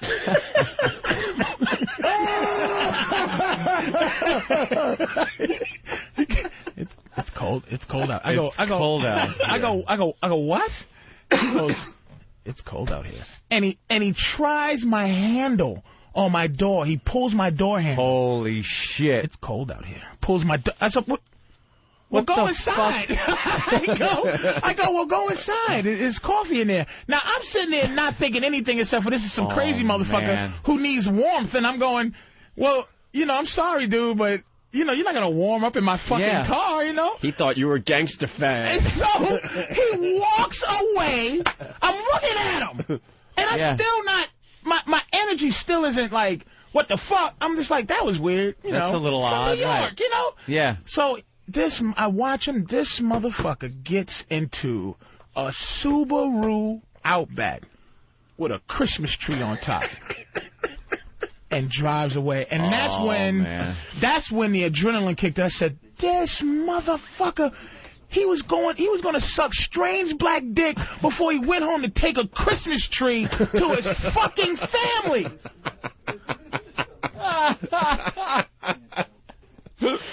It was like drinking 14 cups of coffee and a Red Bull. Oh, you were awake. Once I said, this guy was a fag. I didn't know. I thought he was just a creepy cold guy. He's creepy cold guy. A little cold. I felt so bad for women that this guy, it was almost like I let something evil escape. Like I wanted to follow him and just warn go to everybody. And go, this guy is ma'am, your husband is trying to suck strange gangster cock. And it was just like Gangsta Fag's song. It was a well-dressed fucking businessman type sucking dick at a Connecticut rest stop. White dude. Wow. It was It's cold out here. What? It's cold out here. That's something that you say. And pulls my handle on my door. Like you felt like you let something evil escape it like that. It felt like I let him, like I should have, like for the duty of the world, like just chase this guy. Does you think the family he's bringing that fucking Christmas tree home has any clue that their husband is sucking rest stop dick and has a rest stop code? Like I'm going, if I was a fag, is that the code? It's cold out here. Oh. The pigeons fly in January. Hop on in, faggot. Hop on it. Click, the door unlocks. Click, click. You think he drove away with Christmas music in his car? And then he gets in and rubs his hand like, it really was cold out there. That was the fag code, but it's chilly. I'm just cold. Thanks for helping a brother out. That's what got me was the Subaru Outback, and I just covered my mouth like I let evil go. I let it go. I should have followed him. Honey, I'm home with the tree. Get the kids. Tree and with the dude. I shouldn't even care about shit like that. You know what I'm saying? It's just it seems so evil. Man. Yeah. So fucking evil. Wow. Dude. Well, it's cold out here. It's cold out here. Well, anyone ask that? Way to read the signs, though, you dummy. I'm a fag. Stupid. You told him to go into the McDonald's. Like that wouldn't be your first thought if you were really get my dick sucked in McDonald's? Wait a minute, yes. But John, listen. Fuck, thank you, Patrice. I was really stupid. I wasn't sure if I should go into this really warm building in your car. And now that you're telling me, of course I should go in the building. I deserve the pounding you're about to give me. But it's like none of my reaction was, you fucking faggot. It was, it's cold out here. Huh? Oh, well. And my mind was trying to think of a way, and this is what I was thinking. Not get out of here, fag. It was, hey, I can't let you warm up in my car. Yeah. I mean, God bless you, you're cold, and it's a cold day, but go inside. I'm surprised you didn't tell the guy. Spirit. What, did they lose their heat in there? What? You need some money for coffee? Yeah, you dummy. Wow. Let's go to Paul the trucker. Hey, Paul, what's up? It's what? Hold on, Paul, sorry. Yeah, fuck the McDonald's or anything. He had his own car. No, I didn't see warm in his car. No, holy shit, even better, Patrice. Yeah. I woke up to see him. So you didn't know he had the car until later. I didn't even see this motherfucker. I woke up to see him at my passenger side with his face in my shit. But that even confirms it more because let's say he was a fucking drunk and he got thrown out of McDonald's and that's why he was cold. Like, you can even rationalize that until he gets in his own car that fucking, like, has heat. Someone's making a great point here, Brian in Rhode Island. Go ahead. Brian, go ahead. Hey, didn't Patrice say that it was like 3 in the morning? What the hell's this guy doing out getting a Christmas tree at 3 in the morning? Dude, this is It might have been his prop. The whole evil was going through my head like, honey, I'm on the way. I worked late. I'm on the way home from blah, blah, blah. Dude, he had a family because he had a Subaru Outback and a Christmas tree on top. No, it's like it was so...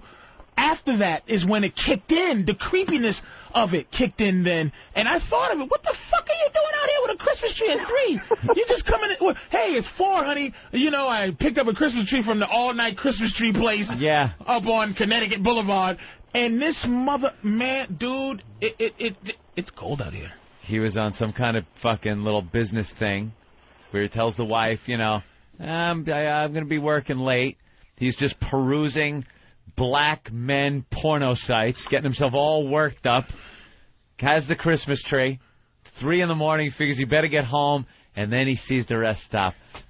Here we go. And you're just a prize right there. I was the grand prize. Merry fucking Christmas. You might as well have put a bow around your fucking... a mistletoe on your belt buckle. Christmas. Ho, ho, ho, ho. Here's a black gentleman for you. It's coming early, baby. Ho, ho, ho, ho. Oh, shit. And what do you want, successful white man? I'd like a black gangster cock right here in the rest stop. And I am so, like, if you don't know me, you know, I just like to dress the part. Yeah. But, you know, I'm a comedian. But my whole out thing is like, you know, giant black dude. I'm in a tinted up truck. I got my hoodie on, my this and that. Yeah, and the first impression of that would be I'm not walking up to his fucking vehicle and asking directions. I'm not going for legitimate purposes to your fucking vehicle and knocking on the window while you're sleeping. And he just was looking like just this. the stare. I can't even, like, was it crazy man stare? It was just looking. That's stare of wanting. Wanting. But then when he said when he made his move, made his move, he didn't look at me. He turned to his profile was at my window. His good side. So when I rolled the window down a little bit, what's up? And he didn't look me in the eye. He didn't have the common decency to look you in the eye to ask for the cock. That's cold out here. It's cold out here. All right, let's go to Paul. He's a trucker. He has creepy shit. Paul the trucker, what's up? Hey, boys. Hey, man. First things, before I get started, you got to crack on Hoo for trying to with tonight's sex tapes and trying to be #1, but I didn't. Howard's doing the Pat O'Brien sex tapes over and over again. He's already realizing he doesn't have enough material. Yeah, but fucking asshole. As a truck driver, you know, the rest stops are like become the new gay bathhouses of America. But I was in Gwinnett, Georgia, and I stopped and I was waiting to go pick up a trailer. And I was there for about 5 or 6 hours. I went in to use the bathroom, and the phone rings. You know, the payphone. And I'm like, well, okay, whatever. I keep going. Come back. The phone rings again. I'm like, oh, okay. I'm picturing myself thinking I'm not in the Twilight Zone. So I get in the truck. I maybe something to eat. Go back out. Get a soda out of the vending machine. This phone rings again. I'm like, all right, what's up? So I'm looking around. I pick the phone. The guy's like, oh, suck your cock. And I'm going, huh, what? I'm looking around and going, holy Jesus. So I hang the phone. I'm walking back, and this cop pulls up, and he's just laughing his ass off. And I go, what's so funny? He goes, you answered the phone, didn't you? I go, yeah, why? Because I was watching. He goes, there's probably some gay guy in the car over here wanting to blow you. And I was like, what? He's like, oh, yeah. He goes, like, this is like the prime homosexual hangout area. Wait, and they know the pay phone number? What they do is, they pull up and they get the payphone number. Then when you walk by, they dial it, and you pick it up. It's like, oh, such a cock. It's just like, holy Jesus. Fag's a genius. Because if I started to beat the shit out that motherfucker, all he said was, it's cold out here. It's cold out here. He didn't go, I'll jerk your balls. Right. It's like they're so covert. Just to get keep in. Up the good work, boys. All right, thanks, Paul. You know what it's good like? Story. It's like Dracula. You got to invite him in. See, that's what. It's cold out, and you had to then invite him in order to make the next step. When he knew I wasn't a fag, he immediately bounced. But it wasn't like, okay, oh, sorry, I didn't mean to.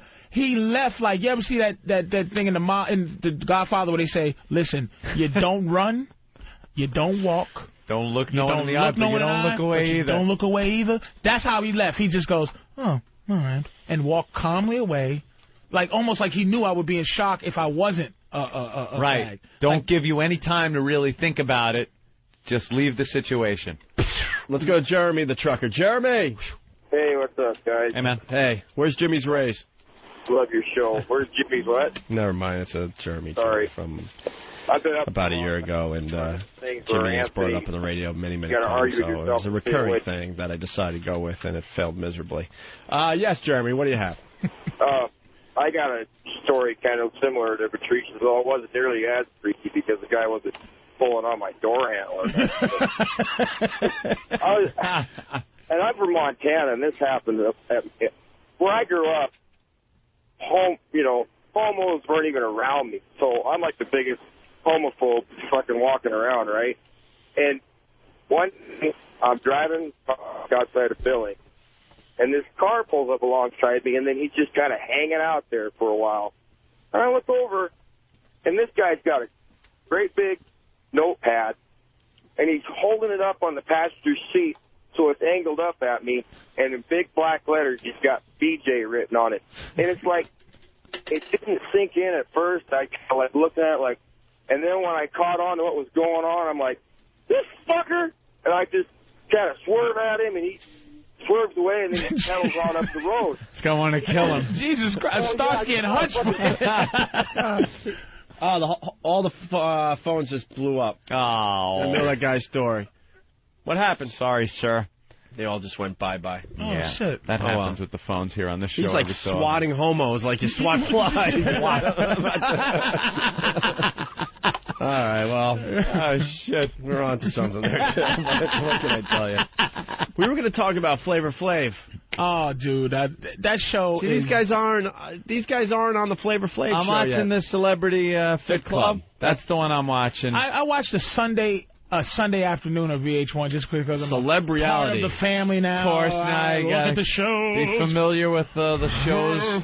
So, Flavs, I'm watching Celebrity Fit Club, which is actually genius, but now they're running out of fat has-beens. It's like, it's like Celebrity Plump Club. It's like, Celebrity, you could use a little exercise. Nelson club. comes in and goes, I just want to tighten up my abs, maybe get a... I couldn't believe they allowed him in there. It's like, my shoulders are still... And like, we lost a dude from Taxi and Grease, because he's in rehab He's now. just a mess. So they want to bring a new person in, and they decide one of the Gunner guys. And he's not fat.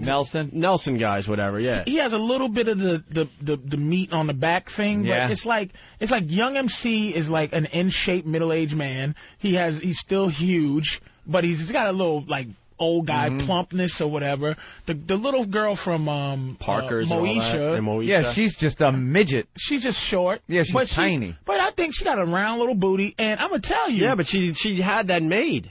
They took some fat from her gut and threw it in her butt. She admitted that already. Really? Fantastic. And she's only like 125 pounds, but she's on Celebrity Fit Club to lose a few. She's like 4 feet tall, though. Yeah. So, but she's still looking okay. She's nowhere near fat. Not a fat girl. And Kelly LeBrock, I jerked off to Kelly LeBrock. Thank you. Got a fat ass. Dude, I brought it up on the show last week. Of course you'd still go there. She's just a old, sexy whore now that I would love to pop. Nothing. And nothing Tempest, just out of novelty, I still pop Tempest. If Bill eating out there. Why is Bill dressed like a fucking... Why is he dressed like a longshoreman? He's got the old Pats cap on because he's a fucking Boston Pats with fan. no shoulders. Really do think he's a strong black man with his no shoulders. He really is a comfortable little motherfucker. So fucking Kelly LeBrock sexy. No, she's a pig. She's not a pig. Let me tell you why she's a pig. Oh, jeez. Now, if she just came out of nowhere and was the woman she is now, you might say, all right, she's one of these older broads that you throw a bang into. Based on what she looked like in the 80s. In the 80s! I understand. Weird science. I'm throwing away time here. Hard to Kill was her last hotness. I'm throwing away time, the clocks, the calendars. Yeah. I'm just remember what she was in Weird Science and what she is now. I can't get past that. I cannot get past the image of her walking out of that door, She's not a leaning mess. in the door jamb, and asking the two guys what the fuck they want to do, and the chick now. Dude, she is. She has a juicy fat ass. She has that fake. That little Kim face. Your blackness is coming out with the ass thing. And those big fake tits. She just looks like a her ass. great... No, our tits aren't like tits. They look like big guy pecs. Did you notice her cleavage? Oh, She's got no cleavage. It parts, and it looks like Arnold in fucking Conan. This is white guy disease. Just for a second, understand that bitch is sexy, man. No, she is not. She isn't. Absolutely. Just she you is. gotta understand. In a nothing. MILF kind of way. No, in a novelty and a fetish kind of way, she's fucking hot. Tempest, you gotta pop Tempest Bledsoe because she was once a Cosby kid. Every Cosby kid has to gets be it. fucked. Everyone. Even that Raven. Fucking Raven. I need Raven Simone. Even that fucking, what's her name? Who was the other little one? Rudy is a 10. Rudy is a... That chick had a mustache at 6. Fuck you, man. Both those girls grew up to be 10. Is she looking hot? I don't know. Rudy is a 10. Delicious. I saw her recently on TV. Yes. Yeah. What about Chastity Bono? Oh. To get to Tempest, I do Chastity. Because I need Tempest. She has a good heart on that show, but man, she's a trucker, a guy trucker. Oh, wow, that is such an embarrassment. It's amazing. You know, Cher's like, oh, wow, Chastity, you embarrassed. There's Rudy, by the way. That's Rudy? That's fucking Rudy. Wow, Rudy looking good. So Rudy is hot. All right. I'm in. Rudy is I'm hot, in. man. I mean, they all not. It's just, you know, the only one that really needs it, dude, and then Bruce Valanche really needs to lose some weight. I mean, I need to lose weight. He's got to stop joking. But you know what? All he does is joke about his fatness and how he refuses to move. It's just fear. Yeah. And they won't even let him do the exercise because Lou Gossett told him. Lou Gossett. Yeah, the Lou Gossett guy. Lou Gossett. When somebody fly high, play the tape. Well, have a good fucking day. I got nowhere else to go. Mayonnaise. What about Young MC? They're telling him you're losing too much weight? Too much weight because the show, it's like, dude, you're supposed to fail a little bit. Yeah. See, that's why I couldn't do it. He's already lost 21 pounds. The record's 41 for the show. They asked me to do that show like twice or something like that. I'm like, I need to have a career and lost it first. Right. I can't go on here. You can't go before a career. You know who wrecks that show is Ant, by the way, the host. That motherfucker. Don't! I got nowhere else to go! Ant's trying to be the high and mighty person on that program. You fat has-been. You fat stinking has-been. Look at you. You used to be on a Patrice Family. Yeah. Now you're fat. He's yelling at what's her name from the Cosby Show. It's like, Aunt, you'll never have a career like she had. Did you hear him? Like, I was like, will you shut the fuck positive. Up? It's like, well, some people. What did you think this was? It's called Fit Club. Did you just get on your little sissy pulpit, motherfucker? Let me see you try to do 20 push-ups, you fucking idiot. And then the goofy I hate that guy. The goofy white girl. This is what bothers me about being a fat motherfucker. Not everything is mental abuse. It's like, Patrice, why are you fat? Well, I like hamburgers. And hamburgers will make you fucking fat. Now, if you can figure out some kind of way to hypnotize me into liking broccoli sandwiches, well, then thank you. But my moms didn't fucking rape me because I like pasta, you bitch. I know, it's so true. I'm just here to lose weight, not get psychoanalyzed by Lou Gossett and metrosexual nigga, doctor, and who you good they're going to try to psycho... It's some kind of... Well, you eat French fries because you were touched as a kid. What? You didn't get the love and attention that you needed, and now you're seeking that in food. No, I'm seeking flavor in food. We had the Snapple. It tastes good. I had rape fries. Sorry. Rape fries. The greatest Celebrity Fit Club moment was the Snapple lady. She blamed... Wendy from Snapple. Wendy from Snapple. She blamed her eating because her parents, when she was 3 years old, decided to have another kid.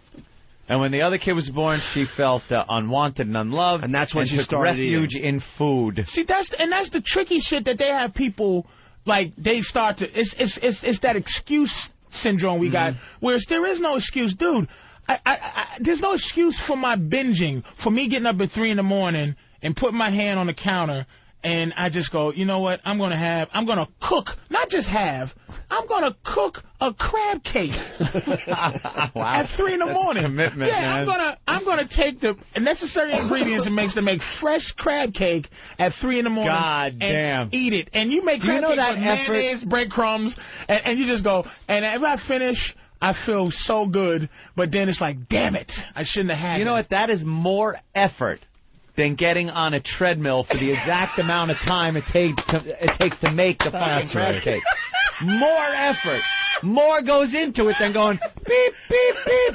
Nigga, I just ran 2 miles on the crab cake cook, motherfucker. I just cooked up. You know, it took me, no. Let me tell you the exercise. To actually pound them things, that burns off. All right, you're getting some 6 arm calories exercise. Just to move that cake Moving up the and cake. down in my hand, to mix the mayonnaise and breadcrumbs. Do you use a heavy black frying pan kind of thing? No, or I what do you... actually put olive oil and in the oven, heat up the oven, preheat 400 degrees, put it in, heat up the olive oil so it does a frying thing when you put it in the oven. It's almost like a frying bake. A frying bake, and you put it in, and it sizzles, and you put it on the other side. That and it sounds delicious. It just cooks up wonderful. Nice. It does sound goddamn good. At 3 in the morning, and I'm watching Celebrity Fit Club, as Lou Gossett said. That's why I can't do that shit, because they asked me to do it a couple of times. And I'm like, I can't. And then I know I'm going to be on there, and then this guy, once he goes, have a great fucking day, and then the white bitch is like, but Patrice, something bad happened. Somebody dunked your head in the toilet, and that's why you like eating ribs. And what? Bitch, suck my dick. I just want to lose a couple of fucking pounds. Don't come in there with this bullshit. You do understand at 3 in the morning your fucking metabolism's like a hibernating bear also. So that crab cake, if you ate that crab cake at like fucking noon, it's bad enough. At 3 in the morning, every bit of it is going into your ass. And I want these Fuck that noon shit. Start cooking now. We're hungry. I want these motherfuckers that if one part of it's healthy, then I think the whole... It's like, it's only crab, nigga. Crab, celery, mayonnaise, bread, and mustard. That's a crab cake. You are bringing back a memory, man. When my dad was alive, he had all sorts of heart problems, right? And the doctors were like, you got to start eating much, much better. He'd still go out and eat the chicken wings, the buffalo chicken wings. Shit. And we go, Dad, what the fuck are you doing eating the chicken wings? He's like, it's chicken. That's how he rationalized it. Dude, it's like chicken. In butter and fucking pork. Butter and hot sauce. The sauce is made of pure butter. It's deep fried. They say the chicken skin, to begin with, is one of the worst things you could eat on earth. Chicken skin? Chicken skin is one of the worst things you can eat. Somebody just informed me beef is the worst thing you can eat. Beef is so fucking bad. You had no idea? And so delicious. I thought it was at a toss-up between pork and beef.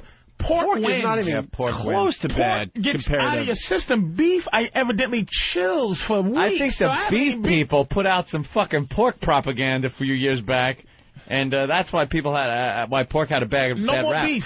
This dude convinced me to never touch beef again. No more beef for me. Oh, you good can luck. have some You'll beef. last 2 months with that. You think? Let me tell Just you. get some lean cuts. You'll be fine. Have lean beef every so often, and you're fucking fine with it. That's right. A nice filet mignon every And month. don't butter up the steak before you boil Oh. it. Jesus Christ. What the fuck's wrong with you guys?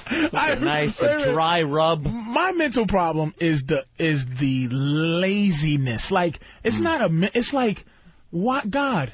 I know I have, I can sit and tell somebody how to lose weight. Listen, I tell you, see, only eat like 2 carbs a day. And you know what's really bad for you? Potatoes. And I'm gonna tell you why. Because it hypes up the pancreas. See, it shoots the sugar in your thing, and your pancreas has to overwork. See, this is why potatoes make you hungry, because it makes your pancreas shoot insulin into your body, and it crashes your body down to a point where you have to eat again, which makes you eat more calories. Thus, and then I'm like, as all this knowledge, I'm like, oh, Lordy, hey, give me some potatoes today. I just got it, and I noticed it's It's so good. I think if I get enough money one day to have a private chef, I might get myself a chance. Yeah. Just if somebody can cook healthiness for me constantly. That's what I had to do. Hey, I had to hire somebody that's right, you got a chef. That's that right. cooks for me. Healthy, right? And just cooks. I mean, I'm talking chicken and fucking vegetables. Here we go, guys. We got Sean Hannity. We got to break into this. We got to break into this interesting radio to say hi to our pal Sean Hannity. Sean, what's up, buddy? You know, you're killing me. How do I follow this? I'm just going to go stuff my face with eggs and bacon and go back to bed. That's what you do. You have the all-American breakfast, don't you? Yes, a Republican breakfast. That's the good. 2 eggs over easy. Exactly. Some bacon. We eat the all-American pig and cow. None of those goddamn... that goop sushi. None of that. No, we don't touch this. No, by the way, who was your guest? I didn't know who it was. Oh, Patrice O'Neal. He's amazing. How you doing? He's been filling in and helping us out because Jim Norton's in Hollywood doing an HBO series. Well, We're just blowing up over here on satellite there, Sean. Yeah. Hey, congratulations. What are you up to, 6 or 7 million? You guys are rocking. Yeah, it's working out. Knock wood. Thank God. Jesus, I thought our career was screwed. I don't think so, guys. So I heard you out in Vegas. Did you stay at the Wynn? No. Ben did some drinking over there, I think. We were at the MGM. Oh, I've been at the MGM. You got to, next time you go out there, go to the Wynn Hotel. You stayed there? I stayed at the Wynn. I do shows out in Vegas like once or twice a year. I love it out there. Nice. It's really, really... Yeah, I heard Wynn is just unbelievable. I think it's like $8.50 a night, but it's worth every penny. They got flat screen TVs all over the place. You got huge space up there. You got a view of the Strip, second to none. And it's you never have to leave the compound, huh? You don't have to leave the compound, no. What's different about the casino and the lobby and all that? It's just, look, it's newer, it's nicer, it's the latest and greatest. It's just fun. I like the Bellagio too. Bellagio's nice. Yeah, definitely. And, what do you play? Usually craps or a little poker or a little bit of blackjack. That's all. Yeah. I lose my shirt like everybody else. Who doesn't? You got to pay for that building. It's huge. Oh, we got to pay for something. No one wins in Vegas. That is the biggest scam going. No, I've had times when I've walked out of there. Yep. Yeah, but then you go, you know what? I just won whatever. I'm going to go treat myself to steak tonight. You leave every dollar behind no matter what. They have figured it all out. Huh? Because I'm so stupid. I'll be up $500 or $1,000, and then I'll say, all right, roll it on this one hand. Yeah, that never works. That never works. That's where you say, oh, well, I had a great time. They just know. Occasionally you get to hold their money for a little while. Yeah. But for the most part, everyone gives it back. And just. Well, Anthony, you sounded like you were up the other day. I was up in Texas Hold'em, but I wasn't playing really high-stakes games, so I didn't make back as much as I lost playing 3-card poker. Okay. So I left down about $1,500.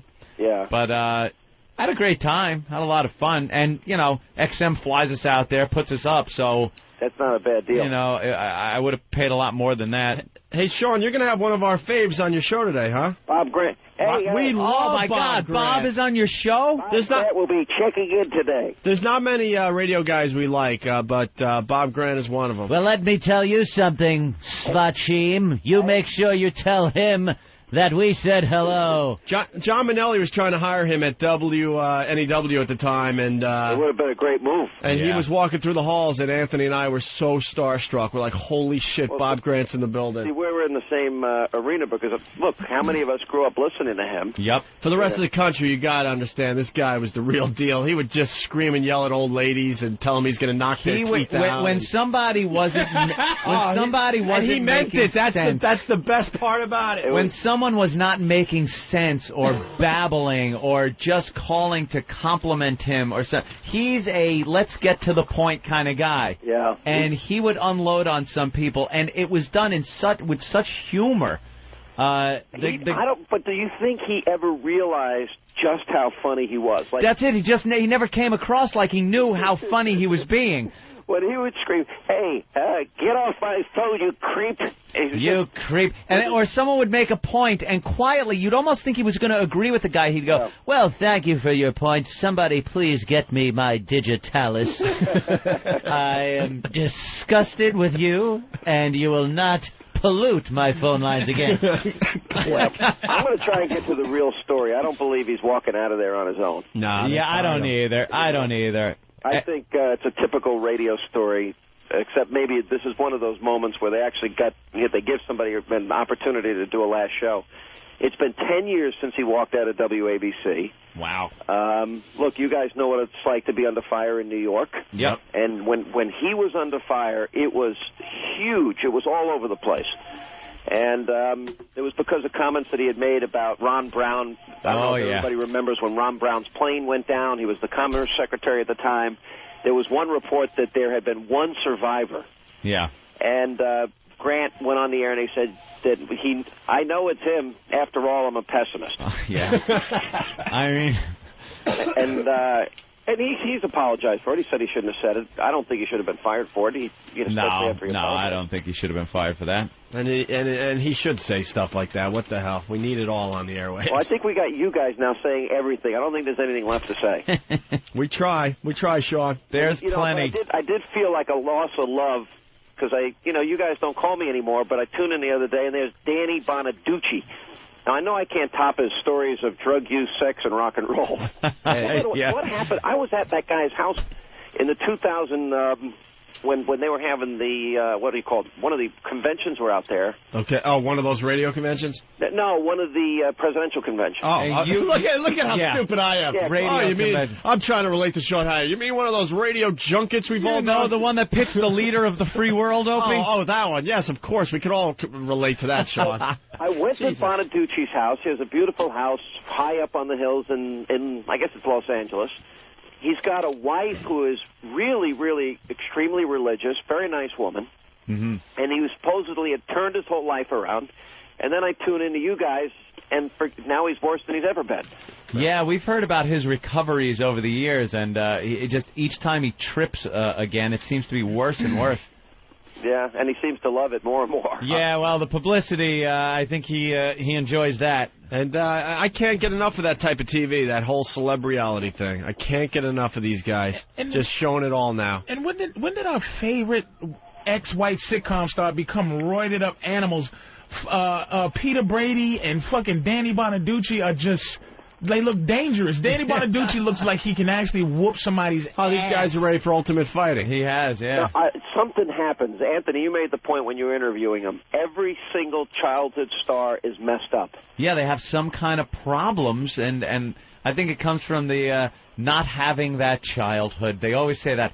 He didn't have a childhood. Not Chunk from the Goonies. I think they just get addicted to all the fame and celebrity, and they spend the rest of their lives trying to recapture what they once had. Chasing that, yeah. When you had it so young, then you're kind of lost when that goes away. Hey, they would have gotten it when they were mature like you guys. Hey, there Sean, you go. We're kind of discussing TV in this segment here. What does Sean Hannity watch when he's not doing the radio show? Like we're talking about Celebrity Fit Club and the new Flavor Flav show we're going to get into in a little while. You know, I cuddled up with a case of some donuts and a 24-hour binge on C-SPAN. It's not really that bad. Although I do have my moments watching the History Channel and A&E. I'm constantly watching those. I love the crime shows. Thank you, and I love the war shows, World War II documentaries. I can't get enough of those. I watched a block of Bitches in Prison on MSNBC. MSNBC. Oh, shit, man. They're doing some stuff on Friday nights. It was like Bitches in Prison. I watched it last night, the Folsom Prison thing. I didn't see the Folsom Prison one. Anthony, ask him if he's going to watch Lincoln Was a Nigger Love on A&E coming up. Are you going to get into that there, Anthony? Well, no, bastard. Sean, yeah, listen to this. Lincoln was crazy, motherfucker. Just to let Sean know, Anthony has a whole theory on the Lincoln thing. There's a show that's going to be on the History Channel about Abe Lincoln, and they're talking about his personal life and how I think the slug line is he was fighting two wars. One was in his head. The Depression. That's been said for years. Yeah. Doris Kearns Goodwin has a book out, Team of Rivals. I'm reading it now. Mm-hmm. And it was the political... I'm reading a million little pieces. I'm reading the back page of the Post. Someone's got to do it, man. Somebody's got to. How is your brain wired where you walk into a bookstore and that's the book you pick up, Sean? I'm a total loser. I admit it. No, he's Sean Hannity. Well, look, we do two different... But he wasn't always Sean Hannity, is what I'm saying. There was a time he walked into a bookstore and he went right for the boring books. No, but are you more informed now that you have to be, or you was always just a dude that would read everything? It's what I do. Look, Anthony has this side of him. Yeah, absolutely. Opie, if he had his way, wouldn't even know who the president is. Absolutely. So, but I think it's a waste of time to know these fuckers. Stuff, and you follow politics pretty closely. It's Absolutely. I like sports. I like politics. I like the issues of the day, and and I got to stick with the topics I know about. You guys can talk a lot about sex. I've been married 13 years. I don't know anything about it. So, all right, what's this book about? What? Going back to the book you're reading that relates to the Lincoln thing. It's the political genius of him. Lincoln literally was not supposed to win the nomination for the Republican Party when he was running. Mm-hmm. And he had all these smart guys. They were intellectually superior. They had better and more superior political skills. And it just talks about not only how he... I thought we were talking about Lincoln, not Bush. Well, the Bush has been great. Come on. The democratization of the region, Opie. You got to see, through the spectrum of history, you're going to see that this was a critical moment in the movement of freedom and liberty in the world. Through the spectrum of history. That's correct. Through the spectrum of history. That's so anyway, Lincoln basically outmaneuvered all his critics, and how he, was able to put a coalition together of the very people that were opposing him for the nomination, and he ended up being a great president. And that's the book you're reading? But what about that mistake he made freeing the slaves? I never said it was a mistake on this Martin Luther King Day. Anthony goes up, he's a crazy sucker. What I said was, and it had nothing to do with his mental problems, was the fact that one of the considerations to freeing the slaves was to really undermine the power that the South did have. It ruined their industry. And it was a great strategic move for a war.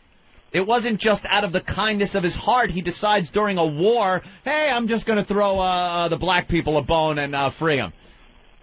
It was about making the South weaker by taking away their workforce. Sean? Listen to Sean. Hello? Listen to Sean Hannity's like, well, boys, you hear that phone ringing in the back. I got to finally answer it. You talk about that if you like to, mister. I bet you Sean Hannity has a phone ringing in the background the whole time he's on the air, just in case it gets uncomfortable. He goes, whoa, this one I got to take. This isn't uncomfortable. Why can't we just talk about history? How quiet was that? He goes, Lincoln was just doing that for that was one reasons. Of them. But it's known. He wanted freeing the slaves. There was a movement that rightly found it morally repugnant, the institution of slavery. Lincoln was part of that movement. Right. He was a major part and major component of what the Civil War was about. I understand. That's why I didn't say it was his sole reasoning was to destroy the South. But that was a consideration. It's not as if, over the years, Lincoln has been looked at as this saint that out of the goodness of his heart freed the slaves. But it was found out that he lost a bet. Was a big part of his motivation. Well, and look, even our founders, even some of them that owned slaves, were leading hypocritical lives. They found slavery morally repugnant. They wanted to get rid of it. If they would have tried to end it, say in 1787 when we were forming our Constitution, they would not have been able to do it. So in their genius, I would argue, they put in place the means by which over time that they would be able to right wrongs and correct injustices. To downsize slavery. We left it. We're downsizing slavery over the course of we have the schedule. The hope would be to eliminate it. Right. I understand that. The thing is, why then didn't Lincoln immediately free the slaves? Because it wasn't good for the country. It wasn't good business-wise to the North. It wasn't a good thing for the country at that time until it hurt the enemy. Well, because the nigger police had to stay around for a while to learn how to control their own areas, so they had to just stay there for a little while. No, Patrice, I didn't say... Boy, it is so hard to shell out an argument and not just get crucified. The insurgents. Actually, I think he's got you checkmate here. No, he doesn't. Thank you, Sean Hannity, sir, and I'm on your side. No more fucking combs. Damn. That's it. No more combs. Fuck that comb shit. All right, Sean. And you guys haven't caused any trouble. Cause some trouble so we can bring you back on TV. We're trying. All right. We came close a few times recently. Yeah, no, I heard about it. Yeah, we'll try to stay. All right. We'll try to keep our jobs. Is what we're trying to do. I think we're moving a little closer to that line every time I hear about it. Nah, we want to be around for a while. Sean Hannity, it's always a pleasure. All right, guys, good to talk to you. You're on XM 124 today at 3 p.m. Eastern Time, and one of our faves, I'm telling you, Bob Grant's on with Sean Hannity today. Yeah, definitely check that out. And really, Sean, tell Bob we said hi. We've always been huge fans, He's man. in studio, and tell him you said hello. All right, thank you, Sean. All right, guys, bye. All right. Oh, how genius was his silence when you were talking about... His silence. He had a phone ringing in the background. I love it. And he's such a... he's such a politician with everything he does. He's very diplomatic. I bet you he set that up and said, all right, had his wife just ring the house phone the entire time he was on the air with us, so he had an out. Not on Martin Luther King's birthday. Not on Martin Luther King. It's in the back. The phone's going, bring. Yeah. So, bring. Then you get the link and it goes, ring, motherfucker. Lincoln, I want to find one motherfucker that agrees that, God damn it, if he was so fucking noble... Burr will agree with you. If he was so noble, day one, and do you accept the presidency, as he had his hand on the Bible for the inauguration, I accept the presidency of the United States of America, free the fucking slaves. Yeah, none of these I'm sure these guys... It was an ulterior motive in there. This whole idea of exit strategy for Baghdad or whatever, it's like... You gotta have strategy to that, because you gotta understand, even people in the North didn't like black people. But that's the reason, listen, to go back, not to get to this Jew thing again, but that's the reason we didn't go to war right away in World War II, is because they didn't want the country to think we was fighting for Jews. Right. So you can't go in and go, okay, I'm the president, hey, we're gonna let slaves free. White people are racist, so he had to be very careful when he did it. White people are racist too, though. Race thing, so what? The race thing, I think, was just saying. Call us racist. The race thing was the smallest part of it. You guys got the race issue was the smallest part of Lincoln freeing the slaves. The race issue, smallest part. The fucking North ran on the materials from the South. The reason the North was so rich was because they got so much cheap material from the South to make shit. Why do you think that material was so cheap? Slave fucking labor. If all of a sudden now the South had to pay workers, the North is going to pay more for materials and not make as much money. It's always always about money, people. So wait a minute, Anthony. Always. So if your idea that, okay, why didn't he just free him, right? Right. So now they're free. Right. Why didn't they just bring them back? What, why to Africa? Why? Oh, no. Slavery. Why isn't slavery just... All right, you know what? We want slavery again. That shit didn't work out. All right, I'd like to announce my new platform. I am... trying to get Why didn't they bring back it back? I'm saying, if it wasn't a moral issue, why isn't slavery... It became a moral issue, and it was part... moral Look issue. at Opie goes all right. No, all I'm thinking is fuck slaves. No, all I'm thinking Martin is Luther King Day. I don't give a fuck about that. All I care about is Bill Burr's been outside the studio for 45 minutes trying to get in here. Listen, I can't look. Once you bring Billy in, it's stereo hunkies with Lincoln. Bill will agree with you because Bill doesn't like black folks. I'm his only black Bill friend. doesn't like black folks. Let me tell you something. Bill only tries to learn about black people so he can use it against them. I have to be so politically correct when Bill Burr is in the studio. Billy is motherfucking, listen. Billy dates black chicks. Martin Luther King Day, so doing something a little different with the music. In studio, Patrice O'Neal and now Bill Burr. Sorry to make you wait, Bill. Not a problem. But Sean Hannity called and he threw us off a little bit, but he gave us good radio. And I don't even know why we broke, because we just did another 20 minutes of radio. Now we got to redo it for the radio. Talking about the cotton gin and the horsepower. Oh, God damn, I forgot about that already. Well, we got to talk about that, getting sick on planes, and the Grizzly Man. The Grizzly Man. I missed the cotton gin thing, so you're going to have to explain that to me. I came in the studio and you guys were just losing your fucking minds. We were continuing our ongoing discussion here. I had to whisper to E-Rock. I'm like, what the fuck is going on? About slavery. And Patrice made a valid point that you can't just come into office, especially back then, as Lincoln, or in certain situations as any president throughout history, and just say, I'm going to do this. That's something that might not be popular. You have to wait until a situation arises that gives you the opportunity to do that. For Lincoln, it was the Civil War. So I was asking, well, if the Civil War never happened, would we still have slaves then? What if this golden opportunity never brought itself up? And then Bill brought up the cotton gin. And he said, yeah, slaves would become obsolete. They were obsolete, or just becoming obsolete. Yeah, just like when we made the car. You didn't need horses anymore. No. Look at you two cocksuckers. It no matter what. Here's white people.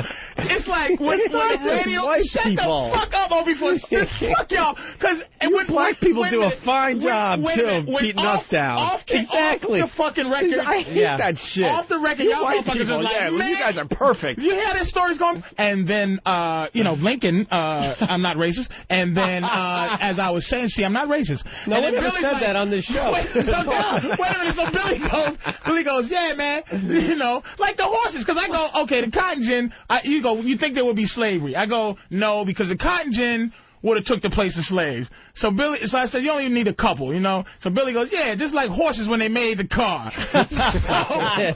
Then they'd be racing niggas, and what if the cotton gin had horsepower, and the cotton gin had nigga power? So yes, how do you measure a cotton gin? Nigga, I got a 500 nigga power cotton gin. I've seen one get up to 90 NPH. I got half a ship worth.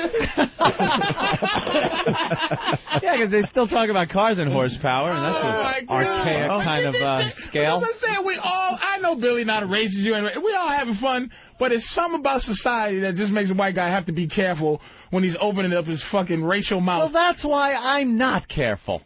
I am not careful. I present facts the way I see them. Sometimes they're a little off kilter, I understand, but I am flag waving right behind you. Let me tell you something. I don't just blurt this stuff out. I am well informed. You're the only motherfucker that walks around with a bag of footnotes, like, just in case. Just in case. Cumia did not say this. This was said by Johnson Riggles in 1902. He said, let's go to paragraph 3 from section 265 of the... Licking his fingers. See, now this says right here. I'm just quoting. I'm quoting, gentlemen. Don't beat me senseless. All right. We don't attack anybody. Attack Johnson. He's the one who said it. Bill, I noticed you're a little sick, too, by the way. Yeah. Now I'm wondering if I got you sick. Because last time I saw you was a week ago today, and I started getting sick right in front of everyone, and I was like, holy shit. Everyone tries to point the finger of blame. Sick. Well, then you had to fly out to San Francisco. No, it's the airplanes. Yeah. Airplanes is what does. If I fly all the way across if you're on a plane for fucking 6 hours in the winter, done. And you haven't gotten 8 hours sleep and taken all kinds of items, you're getting sick. They finally did a piece on that on TV. They finally did it because people are like, are you really getting sick in those planes, And they were saying something like this. If a guy sneezes in a plane, he infects the 3 rows in front of him and the 2 rows behind him. Great. One sneeze takes out 6 fucking rows in a plane. And then it gets sucked up by the ventilation anyway and spread all over the plane. You just breathe in and breathe out that sneeze like fucking 20 times. So many times. But they say they filter the air much better these days in planes, so that's not the biggest problem. And they also say that little nozzle is safe because it kind of keeps like the shit from coming at you. So you got to keep the nozzle on full blast. Full blast. You want to point it at the sick person. Yeah, point it at the sick guy like a friggin' fire hose. Just keep away. Keep your germs off of me. No, what they did say was to stay away from those tray tables. They say if you are a paranoid guy and you think you're going to get sick on a plane, don't even touch the tray table. Why? What's on there? Just the virus the flu virus could live for 2 days right there on the surface in front of you. 2 days. Y'all are crazy. Really? Oh yeah. Fucking flu virus with motherfucking sneeze right on the tray table. On the tray table? Because it's in front of you and you might sneeze, or is it any open beverage? Don't touch it. I've never seen them clean a plane. I'll be honest with you. I've never seen them clean up a plane. They don't have time to clean on a plane. When you're not on it, they come in and vacuum. They don't have and time. And then they clean up. They're turning those fucking things around so fast. How many times do you get on a filthy fucking plane? Dude, they have a crew. They have a crew that just quickly they come in with those little bags because I've left my cell phone on there. Yeah. And they basically said, "Oh, you better hurry up because they're cleaning it up," meaning that they would have stolen the fucking thing. Yeah. So do you think these people are They vacuuming? just throw it in a bag and then someone comes through with a vacuum. Not really. It's not a clean. It's just they don't do I'm it. not talking germ-free. They're not fucking They don't Windexing even the tray. they don't even wipe They don't wipe anything down. They All don't right, do anything. they don't wipe down. They turn those planes around. They don't have time. They're like buses, man. Those people get off that came from Houston, and you get on that plane. I thought it was like my plane's coming in. They're bringing it out of the parking lot. That's what I always pull mine around. Hey, they're getting ready to pull my plane out of the That's what I always thought. Fucking newly fly. You're like, yeah. All right, get out. Come on. All right. It's like that Chinatown bus. It's like $12 round trip to go to Boston. I only figured that out recently. One of my flights was delayed. I'm like you. What? They're having a problem opening the garage door? What's wrong with my plane? Where you know? is it? It's like, oh no, we're still waiting for it to come in from fucking Cleveland. And then those people get off, and you get right back on. I thought it was just like, right, yeah, they're cleaning it. It's going to be shiny. Yeah, they got it all air fresheners. All polished up nice for you. Do you drink at all on the plane? Not really. Well, they say the water, in most cases, is just coming from a jug. Yeah, but fuck the water. I'm talking drink. Do you have a Bloody Mary? Do you have a fucking whiskey? That's the key. You got to have a little alcohol in your system. You know, I love this. Everybody has, like, the cure for the common cold, but they haven't, like, exploited it and made, like, millions of dollars off of it. Dude, they just decided to tell a select few of their Dude, friends. Dude, you know what you got to do? Dude, I got in a fight with Jim Norton over that shit, because I finally had it, because I was starting to get sick, and he's like, oh, you got to try the... I think I have it. No, what was his? Because he'll get mad if I do the wrong one. His cure? His is Coldies, right? Oh, he loves, like... He's like, I'm telling you, dude, if you take the Coldies, you don't get sick. Oh, the little cherry things? Yeah, and then you talk to someone else, it's like, no, it's all about the emergency, bro. Yeah, if you take the emergency, you're fine. And then someone else, no, it's airborne, man. The one by the teacher? That they can't prove if it works or doesn't work. But Jimmy and I got in a fight because everyone has their fucking remedy for this shit, and none of it works. I think that some of the stuff initially works, and then once everybody starts taking it, then the cold's like, oh, this shit again. They're onto it. Yeah, they know your game plan. They mutate. You're not gonna like it. Opie's not gonna like. Anybody sick is not gonna like this. But how I keep from getting sick a lot, and I don't get sick, is you fucking sneeze as hard as you can without covering your fucking mouth. When you sneeze, you go, get that shit out, and you go, That is the dumbest shit I've ever fucking heard. I have not gotten sick, a motherfucker. It's as good as Coldies, because I haven't. If you fucking if you haven't got enough sleep, you know what you do?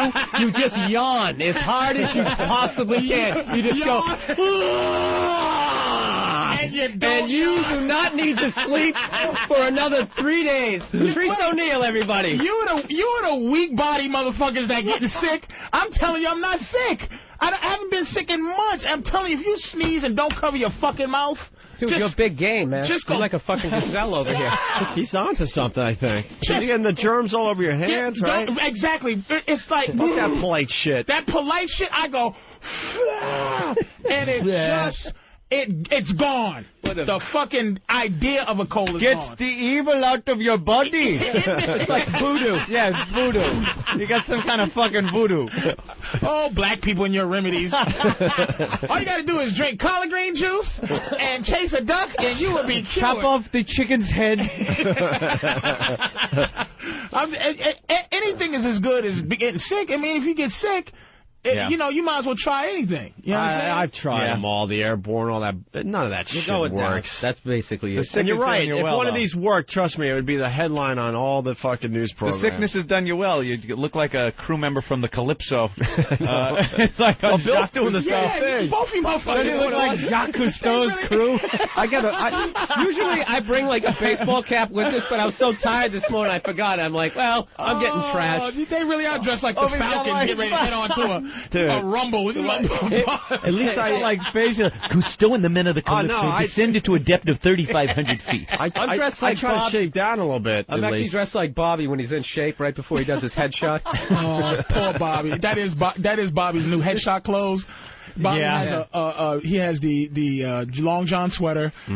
I've never seen. I feel bad for Bobby. If anybody I pray for more in this world is Bobby Kelly, because he just went from like a cute fucking hair, perfect kind of dude to this round, balding little man, and it's so The guy painful. has the worst luck, too. You hear what happened to him over the weekend or with MySpace? You know MySpace is like his plug central fucking website. because he was hanging with Dane Cook and it did him well. So he had like over 10,000 fucking friends on there, and by friends, it's potential people that you can send mailers out to your appearances. He had audio, video. I mean, it was a nice MySpace site. He gets a letter from MySpace that says you have violated the terms of the agreement by using copywritten material on your site. Boom, gone. They erased his site. Zapped his site. Now he has 90 friends and a new name, just Bob. Like everything else is taken. Oh my God. Yeah, he had like BobKelly.com, I guess, was his name on there, so it plugged the website. 10012. No, now it's just Bob. 1,000 Bobs, and he's one of them. They fucking... And I said, dude, what did they do? He goes, someone turned... Now it's conspiracy. Someone turned me in. I think it might have been the Angelina Jolie video I had on there, or something with her saying something about MySpace and his show or something. Like, I have no idea what it was. But he goes, watch it, because his account got zapped. There's no getting it back. No, sucks. no court of MySpace How to fucking stupid is appeal Bob? to. If anybody you wanted to destroy his MySpace, would be Dane fucking Cook with his 8 million friends, and you would just go, Dane, he used he used the fucking audio of Lou Rawls saying goodbye, so you should get off and shit. Everyone on there's got music clips. Stupid? Everyone's got music clips. They're fucking. You put them right on the site. When your site comes up, it plays a song. That's copyright infringement. You got sabotaged. Somebody someone's fucking them up. Poor Bobo. Hey, and the other thing we talked while you guys were listening to promos over and over again, my buddy Bill Burr here. I feel like we're brothers today because I could tell the hats, and I can see in your eyes you're not 100% yet, are you? No, this is much. He's waging two battles. Yeah. One in his head. One with the virus. I'm raging. I got two battles going on. One in my head and one in my lungs right now, trying to get this shit out. But Bill saw one of my favorite documentaries. We talked about it on the show. You still haven't seen it. Haven't seen it yet. Somebody was in here and we went off on it for a little while. Joe Rogan. Was it Rogan? Oh, yeah, it was me and Rogan were going at it. Another nut. The Grizzly Man. The Grizzly. What? Rogan would have made him tap out. He kicks the bear's ass. Put a rear naked choke.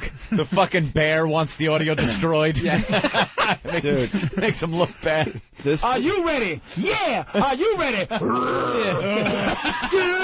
Rogan's an animal, man. Fucking kick that bear's ass. You see Fear Factor now? They got Joe just walking up to people's houses now. Yeah. Boom, boom, boom. Hey, what's up, fuckers? Come on out, eat this shit. I get a paycheck. Go fuck yourself. He can't believe that show's still on the air, he told us. He's like, I'll do it. Rogan's Money's great. too good.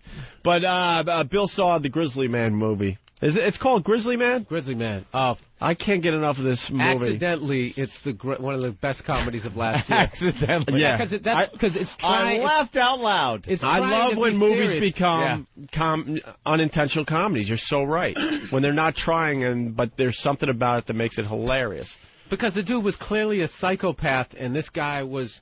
The guy who's shooting the video was portraying him as if he was, like, sane. Right, yeah. Like, at one point, like, he's just sitting there, like, looking at grizzly bears, like he's clearly just gay, and he's just going, who's a big bear? Oh, that's a big bear. Who's a big bear? This fucking thing is, like, 10 feet tall, scratching himself up against a tree, and the bear is almost fucking weirded out, just looking at him like, like, what the fuck? What is that? Weirded out. Yeah, like... Absolutely. Like, I don't want to eat that. Animal face. God, if I run out of fish... Yeah, look, there's a reason I'm...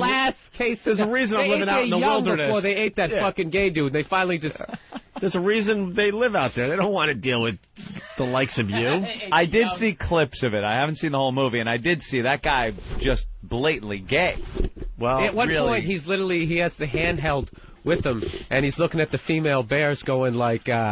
he was saying some shit about, the female bears. He goes, maybe I'd have a better chance with you. You know, I can't seem to sustain a relationship with real women. He goes, I don't know why, but, sometimes I think it'd be easier if I was gay, which I'm not, And starts referring to himself in the third person. And he's alone holding this camera, like in the middle of the wilderness, telling yourself you're not gay. In the middle of the upper part of like fucking Alaska. He's having this inner dialogue about his gayness. It's really, it's about, you know what the movie's about? It's about acceptance. Because complete lack of acceptance of what the fuck he really was. Because his parents wouldn't accept him, drove this fucking guy up to Alaska, and he ends up getting mauled by a bear because he naturally wanted to suck a dick, and his dad couldn't deal with it. This nigga's like treading water in the coral reef in Australia with all the sharks with no... You know, I'm not gay. I love pussy. I'm not gay. I'm in here with sharks and eels. I was a big hammerhead. That's a big hammerhead. Yes, big shark. If only that big black gentleman in that McDonald's parking lot would have let me in his car. Would have been fine. That's the bear. It's cold out here. It's cold out here. Well, the guy wanted to be famous, and it turns out he ends up living with the bears every summer in Alaska. But he went to Hollywood for a while. He claims that he was supposed to be Woody on Cheers. Oh, yeah. When that he lost out to Woody Harrelson? Yeah, they go to interview his parents, and, like, you think then that the guy would kind of bring up the fact that this guy, you know, might have had some, you know, issues with his sexuality. And they got his dad, and he's standing there on the front lawn, and he's holding, like, a stuffed, like, little stuffed teddy bear for some fucking reason. Ooh. That was, like, his kid's when he was younger. And he's got, like, American flags all over his fucking front lawn. So right there, you know, he's not accepting. So he brings up the fact. Not accepting of his gayness. So the first thing this dude did, I guess, to try to cover the shit up was he went to L.A., and according to him, he tested for the Woody Harrelson's part on Cheers, and it came down to him and Woody, and they picked Woody, and I guess it crushed him. So that crushed him. He had to go live with bears. Not the fact that he wanted to suck a dick and his father was against it, and it's a great movie. I liked his friend too. His friend, the failed actor, out in L.A. when he was talking about him, and you could see he clearly rehearsed what he was going to say to try to make it dramatic. It's so fucking Another bad. Bob Kelly staple. Right. But rehearsal. They have all. I mean, the guy got mauled and eaten alive by a few bears. Well, one bear. Exactly. Now, if you don't know the background story, is this him and his girlfriend? Does the movie tell you this at the end? Like that he was killed? Yeah. No, you pretty much know from the get-go. You do? You know from the beginning? The buzz for the movie, I remember when it came out, was that you actually heard the audio of him getting mauled. That's why I didn't want to go fucking see it. I was like, I don't want to fucking see that. Yeah. But actually, I watched the first 5 minutes, what a fucking idiot he was. I was like, you know what? I want to see this guy get eaten. I want to see it. I want to hear it. Where's this playing? Like fucking Archie Street and fucking Picasso Road down in the East-West Village? I fucking can't go. I can't go to regular theater. Yeah, this movie will not be shown at a Magic Johnson theater. Go down to West East Street in the water to see fucking Grizzly Man. Fucking artsy horse shit. Wait till it comes on video. First 40 customers with Bergenstock get a free bag of popcorn. I have one of those theaters in my neighborhood. We go there every once in a while, and they instead of serving popcorn, they serve smoked salmon sandwiches. Oh, God damn no. How do you get up there, man? Take the Q over to the Z, down to the MM, the double M. Over to the dude. Just a wonderful picture. It was made in France. It's got French subtitles. It won't be at the Magic Johnson Theater.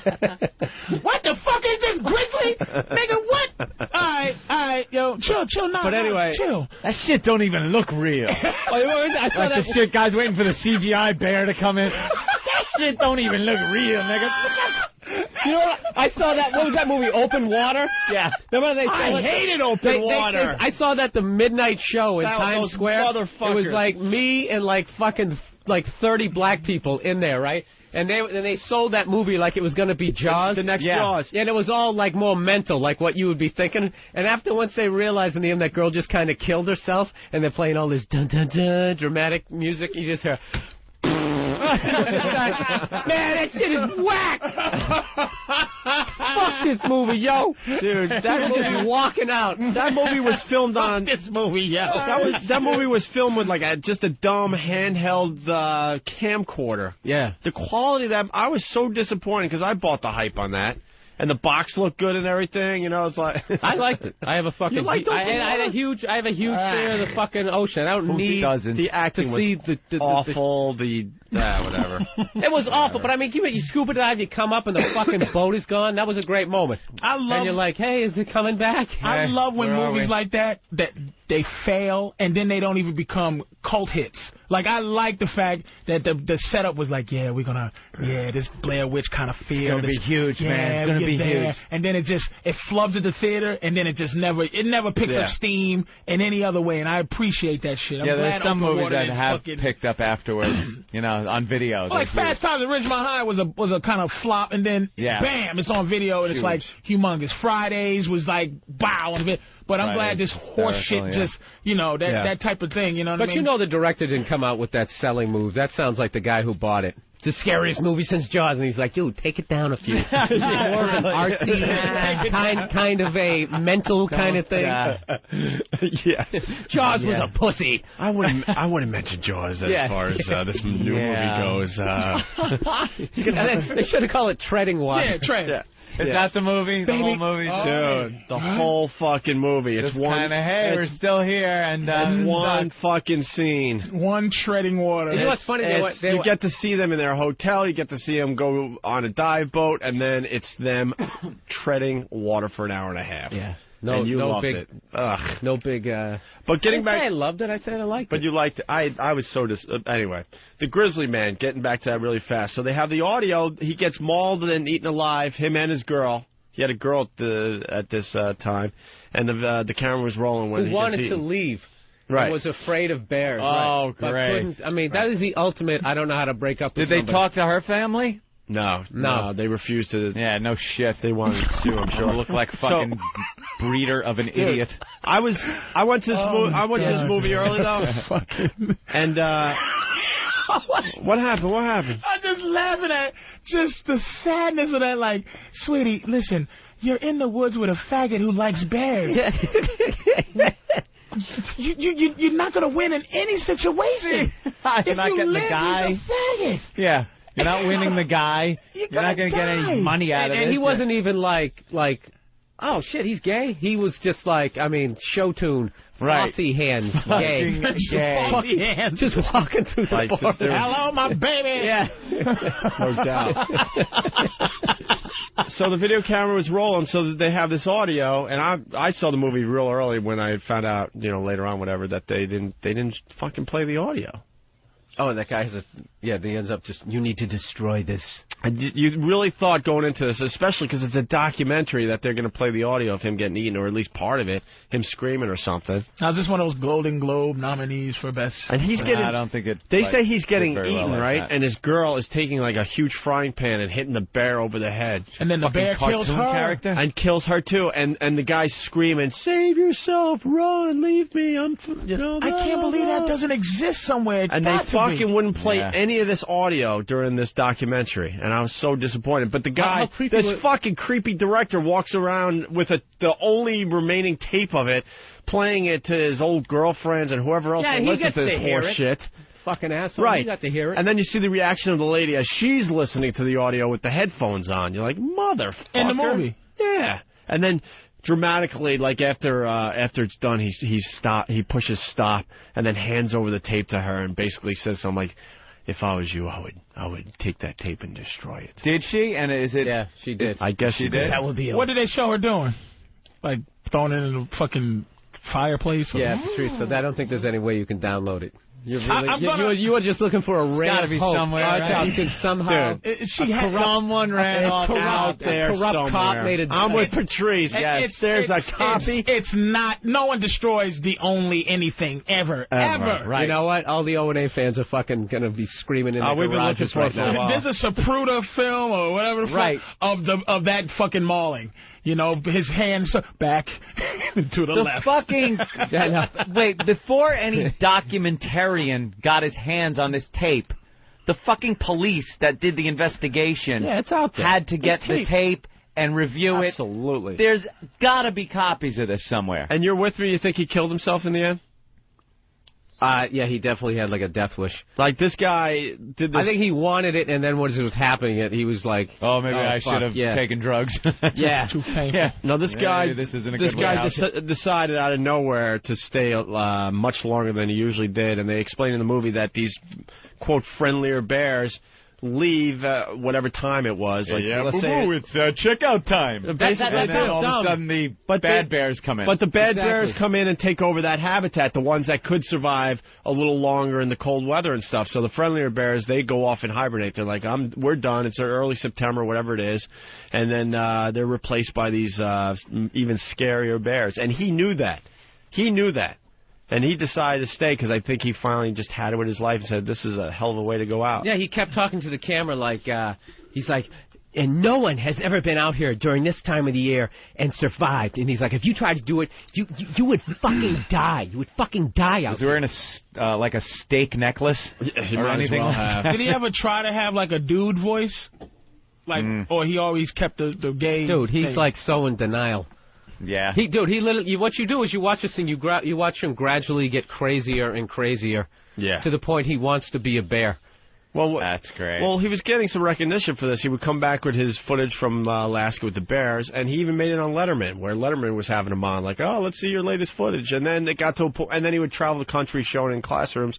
Then it got to a point where no one gave a shit about his footage anymore. So now it started playing with his mind, like, fuck, I either got to stay out here in the middle of winter when the bears get really nuts, or maybe I'll just fucking say I'll pack it in now and let them kill me. Could have done fucking on camera. Fit Club or something. Could have gone on that show. It's a has-been. But the movie is hilarious, and it's not supposed to be. Oh, everything. How creepy the coroner is.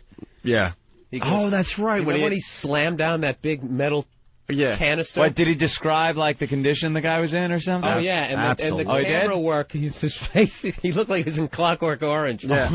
He was just like going... The bear grabbed him. I believe, all right. Yeah, grabbed him by his head at first, and then grabbed him somewhere about his like hip area. And when it lifted him up into the air, that's when he was yelling to the girl to leave. Whoa! When he was lifted up. Yeah. And then just kind of ripped him to pieces. Still never came out of the closet. Could in that moment. I'm not gay. Yeah. I'm actually gay. You should really run away from here. Still denying it. They'll come up with the DNA test to find the gay chromosome. Yeah. Just check him out. The grizzly bear man was a fag. Gay. He was gay. Scientifically proven. But dude, they have footage like literally right up until like the last like hour of his death. So he's filming bears and like the narrator's going, could this be the bear? Is this the one that ripped him apart? And it looks like a Bigfoot thing, like not Bigfoot walks and look. Yeah. That Bigfoot footage. He's walking and goes, looks into the camera. Could this be the bear? Chris in Houston. And Chris. they couldn't show his face because he wasn't convicted. It's the one with the napkin around his neck and the fork and knife in his hand. Chris, go ahead. Yeah, I just caught that grizzly bear movie. I downloaded it because you guys are talking about it. And, man, that guy was a freaking fruit. He was talking to the bear. He'd say, I love you, Mr. Chocolate, and crying to the fox. Mr. Chocolate? Yeah. Yeah, he said, thank you for being my friend to the fox. And it was great. I'm so glad the guy got eaten. He's a piece of shit. Jesus Christ. Was that a review? I'm glad he got eaten. He was a piece of shit. New York Times. Eaten just like that sissy Roper on Ebert and Roper. When's a bear going to eat that faggot? Let's go to Nathan. Two thumbs in somebody's ass. Nathan, what's up? Hey. Saw Bill Burr over the weekend here in San Francisco at the Punchline. Laughed my balls off. Definitely on cold meds, though. He was definitely pretty wired, it seemed like. Oh, yeah, I was out of it. Somebody's put a picture up on my MySpace of them, a picture of me after my show. I'm all, like, fucking sweaty and bloated. All pasty. I literally have my leather coat on. It's like 80 degrees in there. I'm freezing. Huh? What was the deal with that guy that ran up to the stage with his cell phone? You just totally called him out on it on Friday night. He came up with his cell phone, wanted to show you a picture. Yeah, I was making fun of how many fucking homeless people they have out there, like San Francisco, how they just wander all the way around. This city is so liberal that they just have accepted the homeless. It is unbelievable how many homeless people they gave are out them there. a stipend or something like $500 a month. But I think they finally got rid of that. So they are laying all over the place out there. What a great idea for a city. Let's pay the homeless. We won't get every homeless guy that could drag himself here. Well, what they thought they would do would take the money and pay for rent and food, and what they did was they just fucking had a drug party for 3 days, and then they'd be broke again. Come on, you know what some of these idiots don't fucking understand? Homeless people are homeless for the most part. There are some unfortunate circumstances where people fall into these cracks in life and become homeless. But for the most part, homeless people are kooks. They're crazy people. They're insane people that are not locked up in an asylum. What do we need to do about it, Anthony? I don't have the answer. There's no guys who got fired. Not pay them. No check-to-check guys that got fired. It's not like fucking movie homeless people where, you know, the guy was working at IBM and he got fired and then this chain of events happened and he's out on the road with a fucking stick with a kerchief tied at the end and he's fun with Dick and Jane homeless and he's in the shelter but he befriends the guy that runs the shelter. How much shit can you actually carry around in that manner anyway? Not much. Jesus, what are you got there? Not much. Unless they're doubloons, you're fucked. There's nothing that... if you're homeless, you're fucking crazy. So if you give them money, they're not going to go, thank you so much, I'm going to go and I'm going to get my resume together and how could you even get an apartment? Do you have references? Or ask the guy that walks by the grate down there by the subway. He says, I never make a peep. They're crazy. I know you don't pay them. I don't know what you do with them. I think you do what Giuliani tried to do a few years ago. Round them up and lock them in mental hospitals until the ACLU comes around and says, that's unconstitutional, let them back out. Yeah, Giuliani was like... them just to the outer boroughs. Well, that was at first. He did a good job, but the ones that wouldn't leave... Treat them like Batman criminals. Treat them like the villains of Batman. This nigga's dressed as a Joker. Put him in Arkham. What? They ought to build a separate institution with dramatic lighting and gothic shit on it. Arkham Asylum. Fucking gargoyles hanging off the end of it. Well, Mr. Anthony, riddle me this. Well, you're homeless. The Riddler was homeless. That old homeless penguin and Catwoman, them motherfuckers. Yeah, they're all homeless. Come on. Homeless kooks. Lock them up. Jesus Christ, man. Some of them are downtrodden. Damn, Anthony. Hey, we're gonna do a quick break here. When we get back, can we talk about the Flavor Flav show? Yeah. I love that fucking show. Thank you.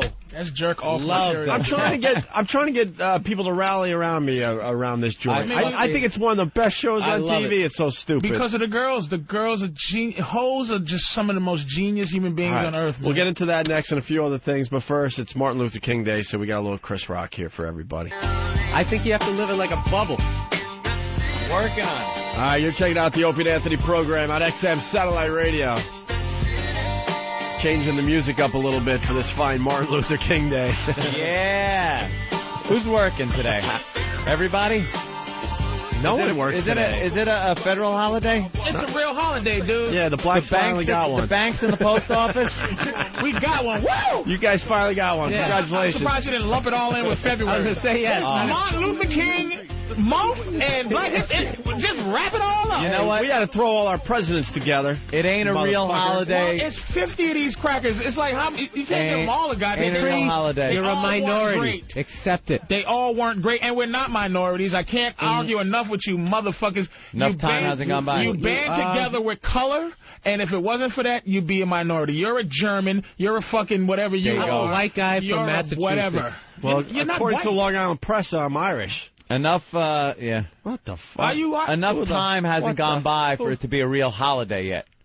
See, it's not real until, like, there's somebody dressed like him. You got your footnotes just to make sure? Yeah. Okay. Until someone's dressed like him on TV going, we got a fire hose full of savings at Chevrolet down in Lincoln Continentals are flying out the door. Hey, got some like Cadillacs. Shot on a balcony at Lincoln Mercury. We'll take a shot at these prices. Only $39,995. This one for $29,586. I tell you, it's not a dream. Here at Buck Toyota. I have climbed the mountain and I have seen a Dodge Daytona. I can't wait. Down here, white kids and black kids can buy a Suzu Trooper for the same price. Now that's equality. But the only thing that's was wrong. It's not free at last. It's not free at last, but it's close to free at last. God bless you. Come on down. Now that's when it's a real holiday. Come on down to John Bentley. That's when you see the only Bentley commercial. Come on down to Freddie's Bentley shop. Oh, what do we got here? You missed the one before that. Never mind. Sorry about that. Anyway, Martin Luther the King. Celeb reality. It's all about celeb reality on VH1. By the way, congratulations to Patrice on his new show on VH1. I think that show's going to be a hit. I think it's going to be a hit. I think it's going to blow up. I hope so. I think you got a good one on your hands. I always had all these Anything's dreams. better than getting everyone to comment about shit. Holy, enough. Well, that's my... And I know you guys have all done it. Even, you know how popular that format was? Anthony and I even did one. Nigga, I walk through the streets, it's like, wait a minute, aren't you Patrice O'Neal? I go, yes, of Indie Cut fame where I played a homosexual, but I was in the character. I was Meg Ryan, and there was... I know you recognize me. HBO? Nah, nigga, VH1. Oh, that's right. Remember 1946? You was the shit. Remember the Korean War? Oh, them Koreans is crazy. Oh, shows are addicting. I was like on cold meds, like waking up every 20 minutes, and I woke up to your dumbass on TV.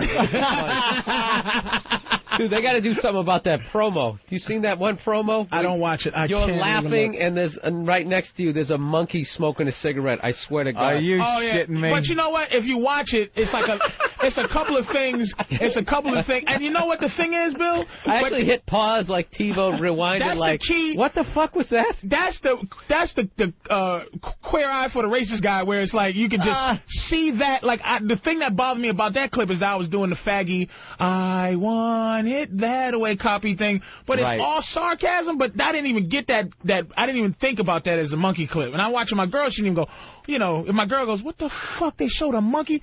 But that's white guy shit. That's a fucking monkey. That's how far away I'm removed from that shit is that I'm like, that's a funny ass clip, this monkey smoking a cigarette. But it's like, you know, VH1, but now they might hear Bill say it, and then they might, we have to get that off. We got, well, that's going to upset some people. Can't have Patrice be a smoking monkey. It's enough. It's enough he's a monkey. We can't have him smoking. It's just... everybody I know who was watching it with me was like, it was weird. What's with the smoking monkey? The black community talk to me about that. I'll go look. I don't know. What do you want me to fucking do? Explain the show, though, for everybody, Patrice, because like all the clips. It's like all the clips that you guys play on the show, like the grape lady. That type of shit. It's a show that kind of does the VH1 way of the non. It's the quick version of all those clips that you see on the internet, and I comment on them. I just run them in, you know what I mean? Every day you get fucking emailed from people going, hey, check out this clip, you know. Yeah. And you watch them. Some of them stink, and some of them are So it's like, I guess it's like Mystery Science Theater to some degree. So if you see me and I'm talking shit about them, some of the clips are like horrendous. Some of them are funny by themselves, but... You know, I'm in there for 14 hours and just comment on each clip. Well, you got the Bite My Vagina clip, which we've been having a lot of fun with for about a year. And it's just like, that particular clip is like, I go, look, why don't you show the whole clip? I don't think people are this... yeah, that's what I wanted to ask you, because these clips stand on their own. They're hilarious, so why wouldn't they show all of them? What's the word I'm looking for? The attention span. It's just like they need Everyone to has do ADD. that. And here's the other catch they do is that they bought iFilms. This thing called iFilms. VH1 purchased iFilms for like zillions of dollars, and they want you to go to iFilms to see them. So they don't want you to see the whole fucking clip. Well, that's all the rage right now is going to those websites and looking at all those videos. So now, if you want to see the whole VH1 clip, is trying to get everyone to go right to iFilms to do that. They're not gonna show. Viacom's gonna own the internet. Oh my God! And it's disgusting. I've trashed Viacom like my whole career. It's like I stand for something. Oh, poor now it's like questionably I'm laughing at being a monkey. You're working on fucking a Viacom. Like you know what I mean? It's like you go, oh my. Bring me that cigarette smoking monkey. Who, Patrice? No, no, the actual one that was sitting there. We want to give him his own show. Well, we got a clip from Patrice's new show on VH1, Web Junk 20. This is you talking about the vagina lady getting bit by the dog. Okay. We love this clip. This is the story of a crazy dog owner, her wild-ass dog, and a man who gets bit by her wild-ass dog. Oh, my God. I'm going to have the dog taken. I tell everybody, run the dog fight. I told you the first thing. Then the dog is not right. First the dog bites the man in the park, right? Then the man freaks out and starts yelling at the owner. It's the dog's fault. And then it gets really good. He bite me in my vagina. He jumped on my vagina because he gets so crazy. So what's wrong? Huh? Where the hell is she from where they pronounce it vagina?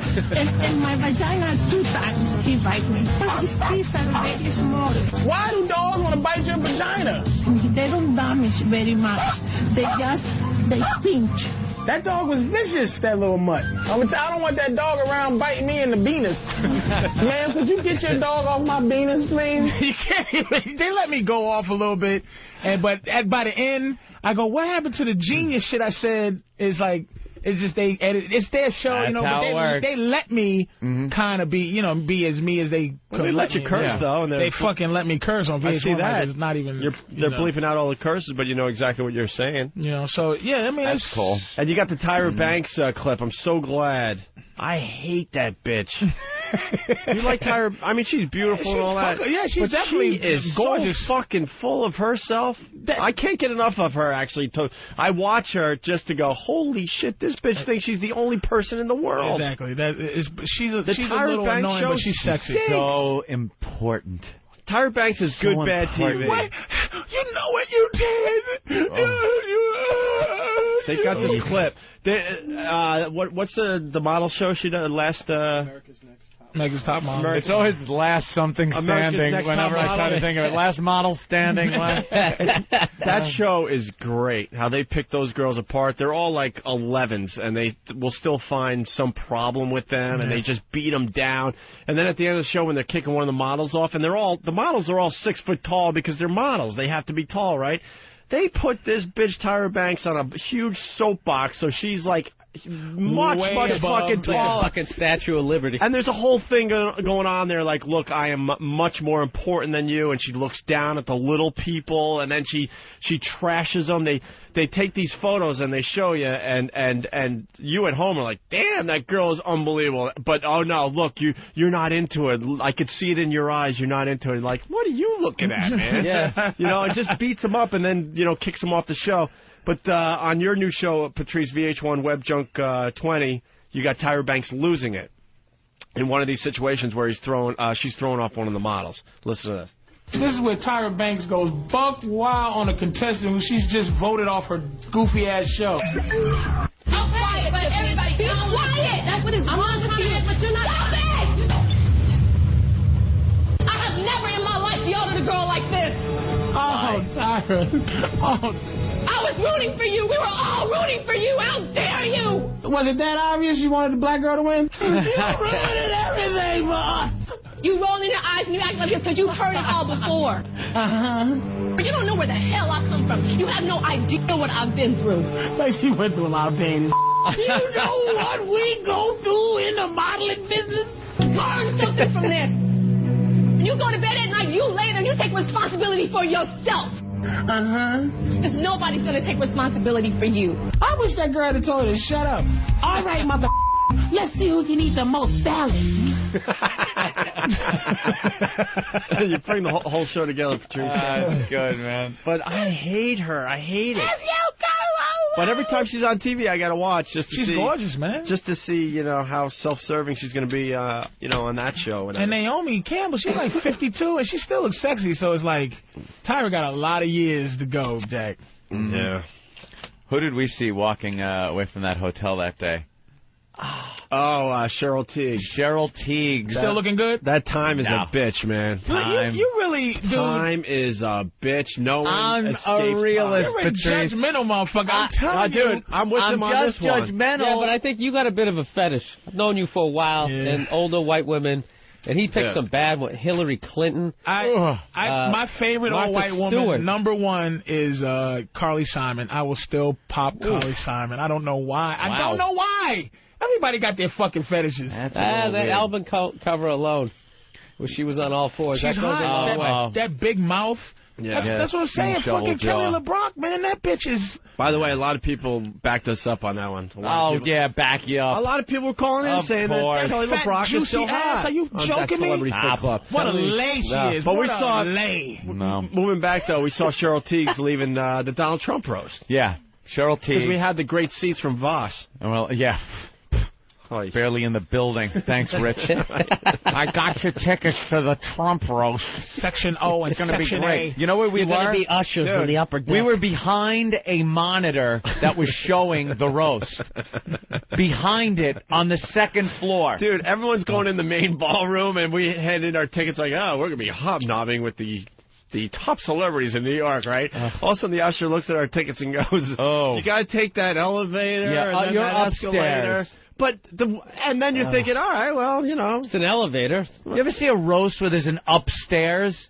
It's always the dais and the table. Right. So there's we're like no upstairs at a roast. So at first we're like, all right, well, we'll follow all the other people that have seats in that area. No, there were maybe another 20 people that had seats in that area. And we sit down, and then my seat stunk. I had to stand up and look over this video screen to see anything. Couldn't tell who was up at the they were tiny. dais. Everybody gets in the elevators like holding cable and shit. Yeah, that's what it was. They were all tech guys, gaffers.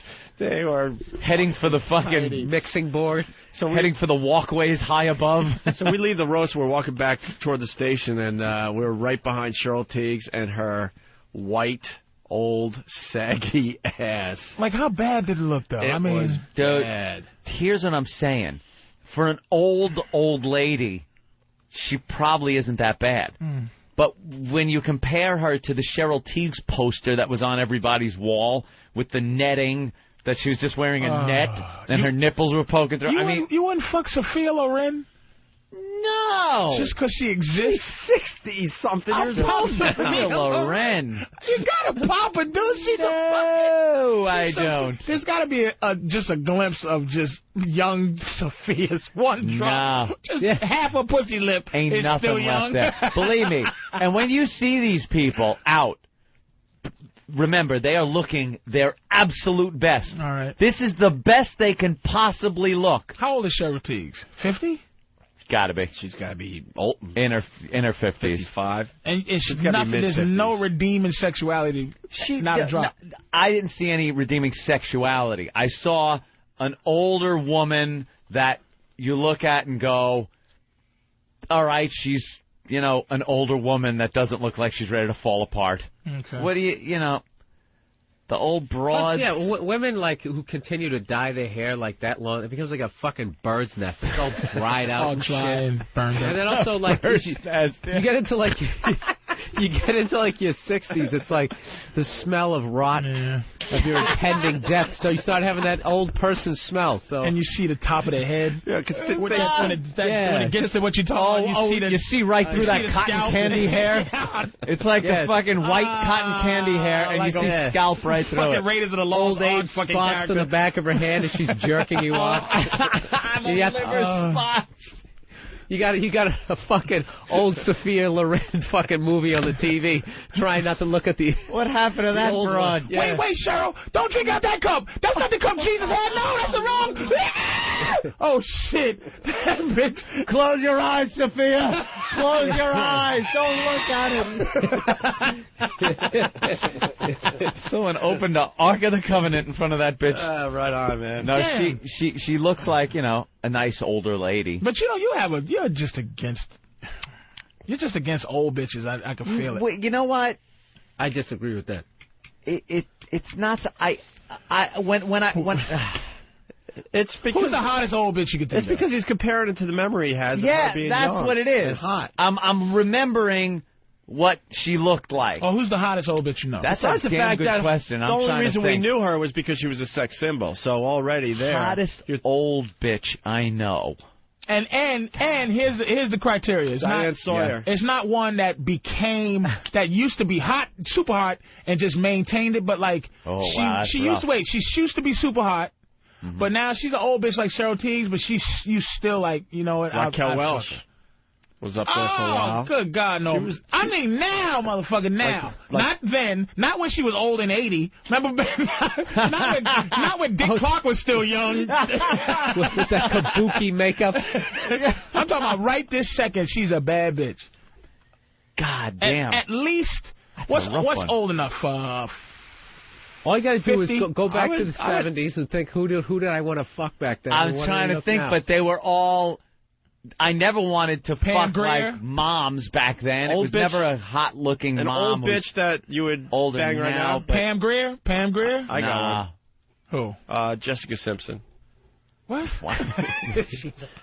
Yeah, she's old. Yeah, she's on the old side. 22 years old. See, I took the bid and went the other way. I can't think. I'm going through like old 70s TV show kind of things.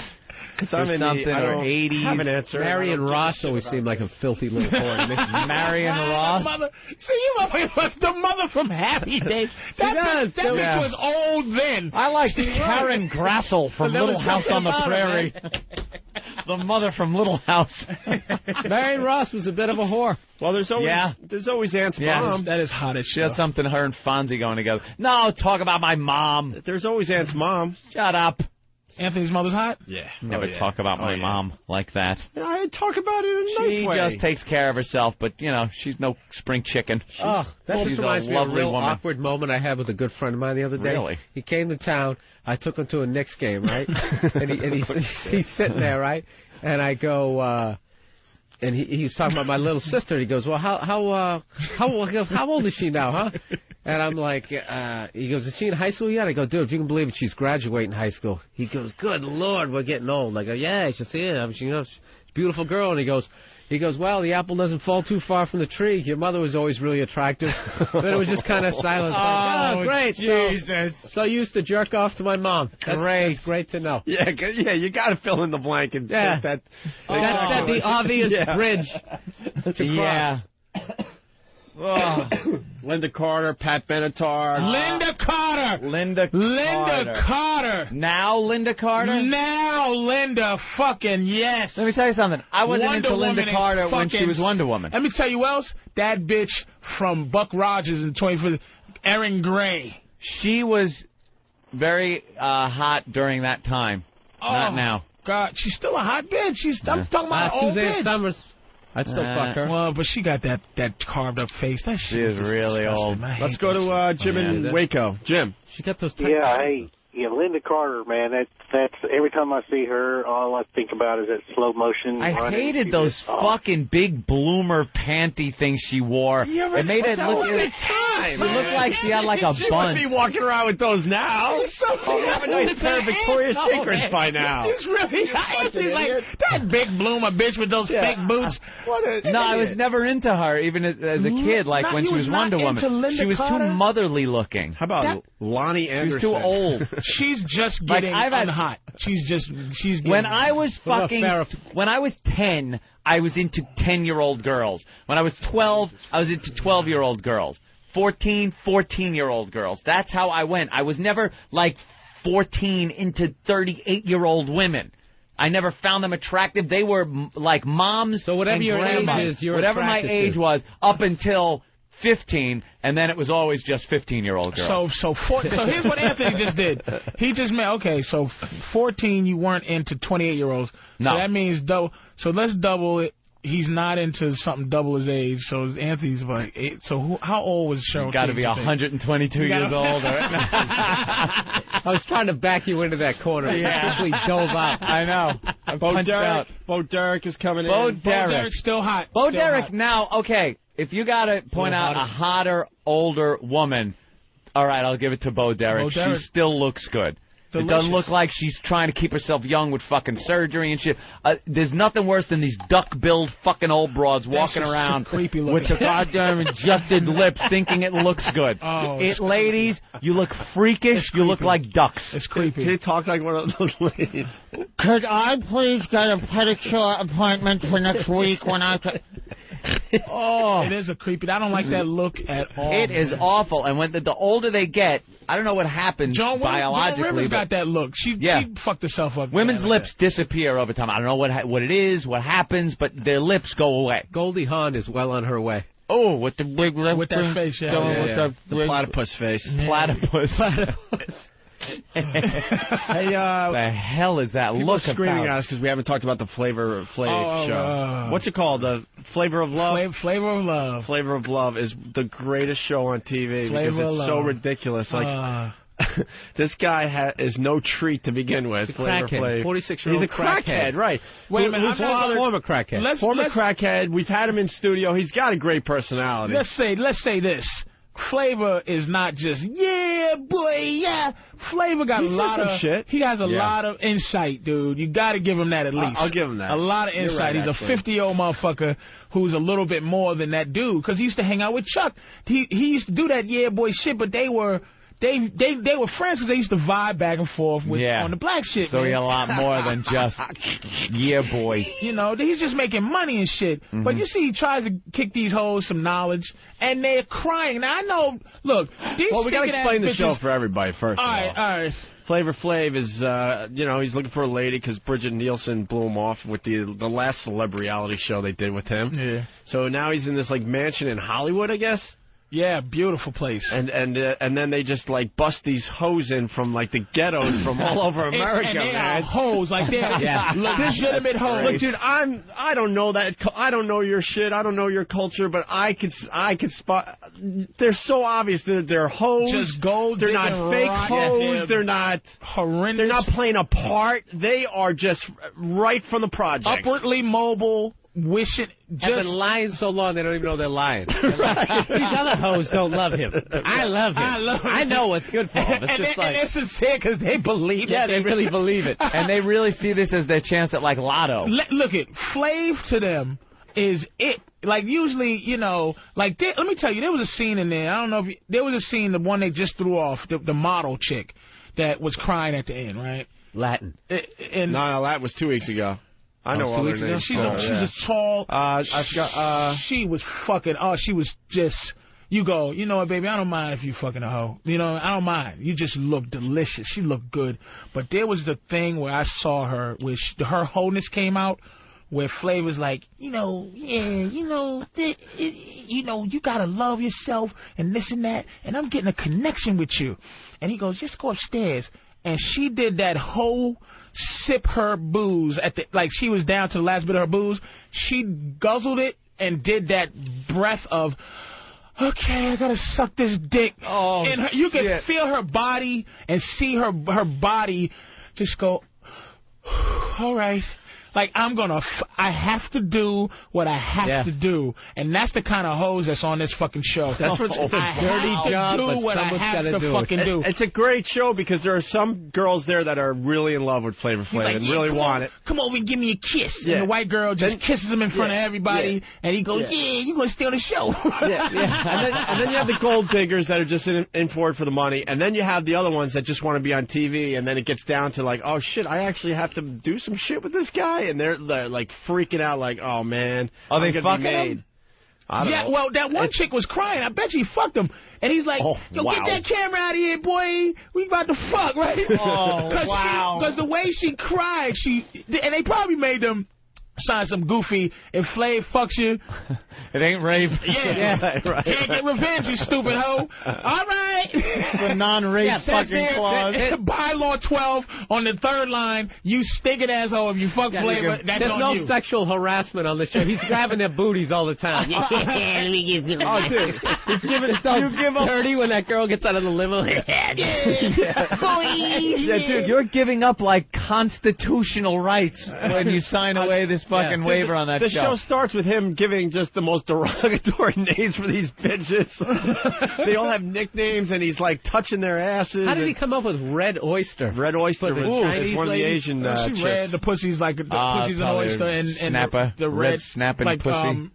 China? Communism. Right. Flav is a smart motherfucker. A bleeding pussy? That's all I could think of. Red oyster, baby. Red, like commie smash. I never heard oyster. I always heard clam. That is funny. That's all right. He's got an education. Yeah, he clever motherfucker. But he has kids all over. Where's Mouse Snatch? Where's Black Mouse Hole? What? So they're hanging out. They're hanging out in this mansion, and they're sipping the champagne and going on dates with Flavor Flav. And then every week he's like kicking girls out of the house. You know that old gag. And they're gonna get down to the one, man. But some of these broads are just hilarious. On last night's episode, Flavor gets them all together and says that they're going to meet some old friends of his. So they're all freaked out. So they get all whored out, man, for their big day with Flavor and his old friends. My baby had on her '79 dress. Dude, I love her, man. No bras, skirts up to... Soggy tits hanging down. Skirts up to the... that Hottie? Hottie makes she's a mess. Oh, I like that hunk of shit. Her cleavage. Okay, her titties are so far apart, it's like an 8-year-old's back. It's in the middle of her fucking titties. Oh, shit. Her nipples point straight down. She's just a piece of garbage, and I love her with all my heart. Because she thinks she's the hottest thing, too. And her ass, she has the conclave ass. She literally goes, she said the other girl was jealous of her. She goes, because my friends always say I look like Beyonce. Yeah. And everybody in there legitimately fell on the ground laughing. Wasn't like they planned it. It's just like, what? My friend, and there's one hoe, New York, I guess, who is just a hoe. She's such a class act. Here. She's such a. Is that oh God! Let me see. Look at that. Yeah. Look at that. No! Are you kidding me? me? It looks like she's got two moose noses on her chest. Oh wow! Is that nasty? Hey, you moose titty hoe! It does look like two moose noses. Get out of here! Get out of here, bitch! Yo, long and wrong. Moose head. Hey, moose head tits. Oh my God! Oh my God! And but look at them, just. You gotta appreciate, and Bill gotta appreciate that. Bill likes black girls, man. Bill knows that's fucking some delicious about 7 sizes too big. That is horrid. Ridiculous. That is horrid. She has a pretty face. She does have a pretty face. I didn't even look at her face. That stomach in love with her. Yeah, she's got a gut on her. And the fucking tits. I can't get past that. And the black community, that bitch is. Like, she walks the streets. Yeah. She can't walk the street and not have somebody try to fuck her. You would wonder, damn, this bitch should be on Celebrity Fit. But I'm telling you, like, that model bitch, that giant bitch that was on that Celebrity Fit Club. Kelly LeBrock. No, the big black girl, the fucking from America's Top Model. Yeah. Whatever. That bitch is. Tamara, whatever. She's a fucking gorgeous bitch. Moose nose, moose face tits. She's gorgeous. Moose face. Moose muscle tits. Moose muscle. Hey. Probably just as soft. Yeah, you know that soft shit, moose nose. Velvety like moose nose. With no antlers. Hey, Ruck. That's a moose nose, man. Bullwinkle breast. Hey, why did you give my nose a squeeze? Oh, shit. That trick never worked. So on last night's show, he tells them to get all dollied up because they're going to meet some old friends, right? So they are all whored out, no bras, tiny skirts, the sluttiest outfits hoed out. And these bitches think they're going to meet people like Bill Clinton, Madonna. There's But he says, friends, I'm going to take you to meet a couple of my old friends. So these bitches are so delusional. They don't realize that Flav is literally like a C-list celebrity. Chuck D, that's what they thought. Yeah, Chuck D. You know, they're thinking that they're going to meet Clinton and Madonna and people like that. Anyways, the spin on the thing is that they go to an old age home. See some old friends. So they show up all fucking slutted out, looking like whores, and walk into this place, and the looks on the guys' faces. What the hell is going on? Hilarious. And that one bitch New York who really wants Flavor Flav, this old broad goes, could you help me, put my teeth back in my mouth? Well, she gets so skeeved out she leaves, which fucks up her whole chance of getting the private date. The immunity or whatever. Yeah, the private date. The private date with No, but Flav. she cries her way back in. She said, I'm so sorry, Flav, because she knew that fucked up her whole chances. And she cried and said, I'm sorry, and I didn't mean it. And the fact he goes, he slaps her ass. We see what we could do. And she's just like, and she does the stick up in the ass the stripper. Oops, sorry, the stripper ass in the air thing, and it's like hit it. She's my favorite because she's such a pro at being a fucking whore, not a drop of integrity at all, not an inch. She'll do whatever it takes. She's also really good with like the mental shit too. Did you see when what's that girl? The Hoops. Hoops, fucking with her mind. Yeah, when she goes Hoops is literally going like, I can't stand that bitch New York. She's fucking with me, blah, blah, blah. So they lay, New York says to Hoops, you know, how you doing? She's like, I'm good. And she's like, I only asked you once. And it just started going like that, and it just kept fucking building and building and building. And the New York girl never lost her shit, and by the end of it, the Hoops girl is like, I'm going to throw this fucking ball in your fucking face and blah, blah, blah. And Hoops is the best looking one. Without a doubt. She's Where's a gorgeous, picture of Hoops? But beautiful, but her dykeness was coming out. She pulled the dyke out, and she's like, I'm gonna smash. No girl even knows how to say, yo, I'm about to smash you in the face with this fucking ball if you don't leave me the fuck alone. Like, she was fucking with it to that point. Like, I'm about to hit you in the face with this ball. You better chill. And I'm like, oh shit, this chick is a dyke. Did you see when she got a clock at the end of the show? And she threw a couple punches, and then she kind of straightened up and tried to daintily walk the crowd. Right. I couldn't tell if that's because she's into athletics and it kind of takes away a little bit. She's a dyke. She's got cut man arms. She's fucking gorgeous. Let me see. Is that's the one right there? We're trying to find her. She's beautiful. She's gorgeous. That's the one.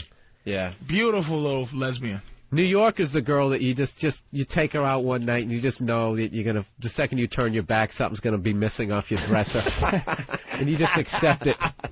And she doesn't deny it. Baby, you know you shouldn't leave your watch out like that. Call me later. Yeah, I'm never gonna talk to you again. You'll call me. And then it was just one diamond. Bye. And then he brought one of the broads to Red Lobster. That's a ghetto place now? I have no idea. Red Lobster's the shittiest place you can always get. has been. No, but I hear it's like it's popular place with the brothers. Yeah, black people love seafood, and Red Lobster's is like affordable seafood type of thing. You know? Nothing. All you can eat popcorn shrimp. I had no idea that Red Lobster was doing the Black Day. It's a shithole. It's awful. A fucking shithole. Yeah.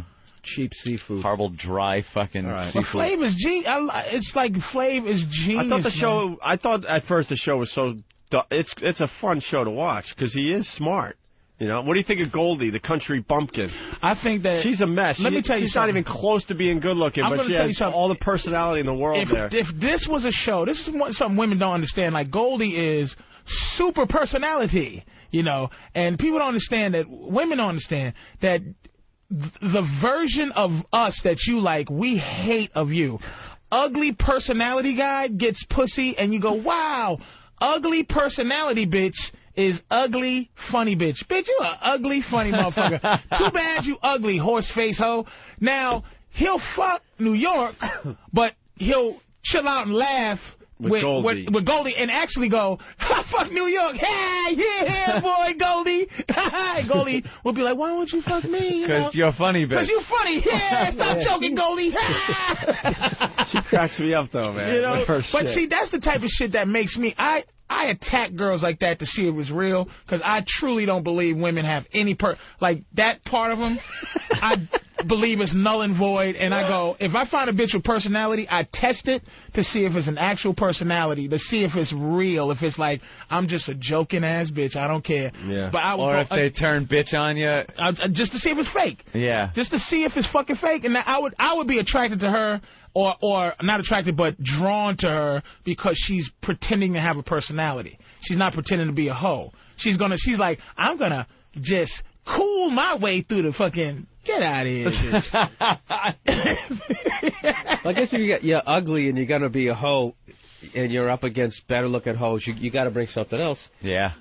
Yeah, maybe I can be happier than they are.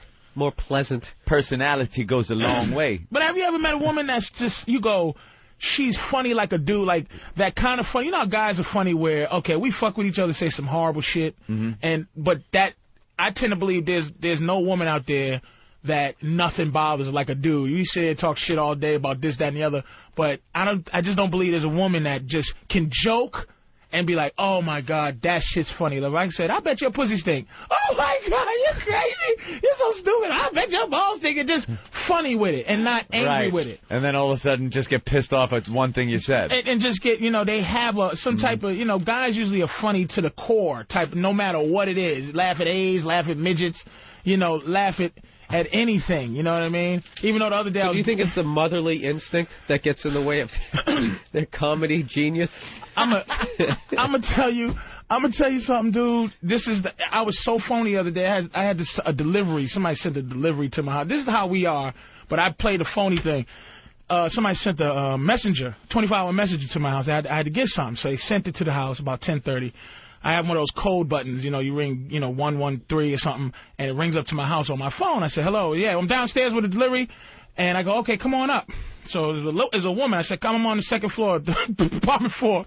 So I'm doing something in my room. I go, oh, shit, I forgot somebody was coming up. Usually somebody would have been up knocking on the door. I go to the door. I go, hello. She's like, I'm coming up.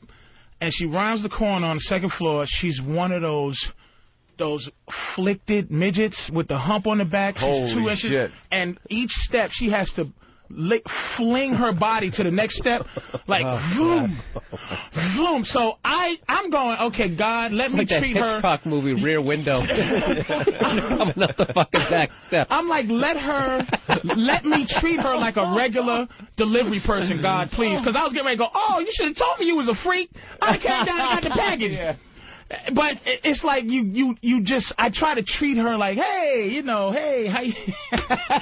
Yeah, thanks, right. Not feeling sorry for her, not asking her any extra questions like, how'd you get here, little thing now? Did you got a special car, or did you fly? Did somebody toss you or something? Just like, hey, thanks, and slam the door like if it was a Mexican. But it's like that thing I think keeps women from being hilarious all the time is just to be able to laugh at that situation right there, like, look at this. It's rare. You're rarely going to see a woman that'll find the humor in that. Yeah, I think you're right. Hey, can I interrupt you because Anthony brought this up. Stardust has they just finished it, but basically for the first time we're bringing dust from the outer space into our environment. Well, that's probably a good thing. It was a probe, and Anthony makes a great point. A probe from a few years ago. They went up, they sent it through the tail of a comet, and it collected on this tennis racket-sized little probe that came off of the probe. It collected dust and all kinds of whatever that's coming off of this comet. Then it folds it back in and returns to Earth, after its fucking billion-mile journey.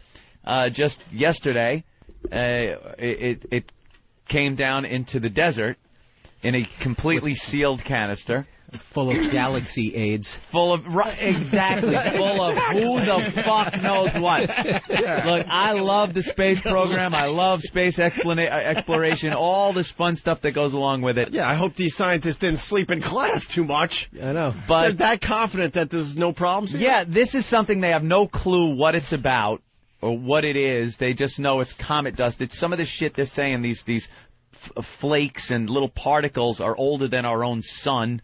They're ancient. Right. Like, they don't know what it is coming off of this comet. It's a piece of jelly. Somebody touches it, eats him. Goes up your arm. Before you know it, it's squeezing out movie theater. You got to freeze it. And they bring it down. They did something a few months back, or maybe a year ago, where they collected some dust off of something else, like some solar particles. And that one crashed in the desert without its parachute and broke open. They're still trying to figure out if they could salvage that because it was contaminated. This one, fully sealed, they're going to bring it into a clean room and work on it and see what the fuck it's all about without any shit contaminating it from Earth. Look at nervous-ass H.G. Cumia. This motherfucker's so nervous about evil things coming from the planet. Dude. That comet is made up of the same shit that the fucking cement is made. It's nothing evil out there in outer space. A reason. Anthony brought up a good point. There's a reason that things burned on their way in. There's an atmosphere around this planet, and it burns shit up before it comes in. That's right. Yeah, it might be the same shit, but we're protecting it. Now we protect it. We gave whatever motherfucker. It could have been any kind of organism or life form that if it was hitching a ride on a meteor would have been barbecued on the way in, and just a vacant, a void rock would have been sitting somewhere in the desert for some hillbilly to fucking sell at some UFO show in Roswell. But now we gave this thing a fucking protective shield, brought it through the atmosphere that is there to kill any of this fucking shit. Baby. This is it. And we brought it here. We gave it a fucking spaceship. And who's going to watch this dust for the rest of time? Now it's got to be watched forever. Forever. And it's got to be kept in a clean room forever, just in case. And what if you don't pay the rent on the storage facility? Yeah, what if the power goes out? Right. What if the room cracks open and it gets into the vent? That's right. You just don't look. And I'm saying... just a couple of furry kids will be walking around. You're probably right. You don't need to know. It's probably just cement dust, like you said. I say... Can it be any worse than nuclear fallout and all that goofy shit we got now? I say all this. the shit we don't need to know everything. Just leave. We don't need to know this. How about shit. you gather it up and then you study it like up there? Yeah. You leave it up there, you have some kind of robotic arm thing that goes... Because then we'll have the Fantastic Four. Is that what we're gunning for? Stone Man and Flame Guy and Invisible Bitch. I can't. And don't you beat up Anthony. I've heard your stupid theories with the weather and stuff. Well, look, I'm not... You got some paranoia. That's legitimate, can fuck the earth up shit. Yeah, you right got there. some paranoia shit in your head, too. You know what burns up in the atmosphere? Some of that fucking rock, too. Like, the atmosphere just fucks shit up, but that's there so we breathe.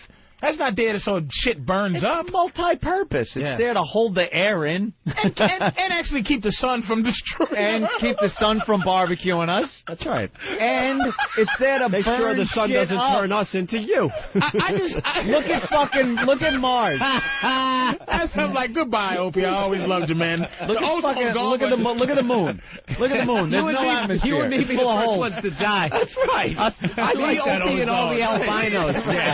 Leave that Me and Bill and I pay attention to that ozone on a daily basis. Maybe you don't need that shit. You two fucking mixed. Fucking sunscreen in their asses. Not a drop of pigment. Hey, everybody. You don't need to know about the hole in the ozone anytime soon. Flame on. Oh, shit. Bill and I are studying the maps. Who are you kidding? I'm buying land in Ottawa.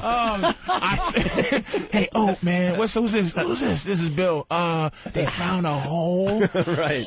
In Wisconsin. Holy shit. To normal people, it's just a fucking sunburn. To us, it's like stepping into a microwave. Oh, my God. You got a little pig. You're a little... Yeah, I got Italian in me. If I spend some time outside of my house, I'll get a tan. You know. I don't. The Moors hooked you up with a little protective layer. The fucking Moors invaded Sicily. So your great fucking grandmother was a fucking nigger. Yeah, that's right. Yeah. Hey, oh! Give me one of those Chesterfields. That is one of the best scenes in any movie ever. Ever. Number one. He gets him so fucking pissed off. Oh, I love this guy, and I'm gonna fucking put a bullet in his head. I just love how he takes a cigarette like he knows he's gonna fucking die. He knows it's over, and I'm gonna enjoy this shit. Yeah, here it goes. And the second he's done, then he's like preparing himself like, fuck it. I got a minute 30 of life left, and I'm gonna fucking enjoy this cigarette, and I'm gonna piss this motherfucker off. And then it hits him like, I like that shit. It's over. This is what I'm talking about. We were talking about open water. Brokeback Mountain is a complete flop, and I'm very happy about that. Critically acclaimed. Yes, it's a complete... You must see Brokeback Mountain. Nothing. You hear the ads for it 7 on million TV? or some stupid shit. Nothing. This is a film that will change the way you think. No. Let me tell you. Not really. Let me tell you how you know this country was not ready for fags yet. I'm going to tell you when. And tell you exactly when you knew, still we got a ways to go. When Reuben beat Clay, and only white people vote, middle of the middle of the earth, middle of the country, white people. You're right. And they say we'll take fat nigger over this deep voice faggot. Over better singer faggot. Arguably, people thought better Clay, performer. All that shit. Over better singer faggot. Better singer faggot. And better performer faggot. He's making like an intellectual point. He's completely prescient. Seasoned showman faggot. Seasoned showman faggot. That is a talented cocksucker. And I'll raise you one talented cocksucker. The country voted for Reuben. Right. Because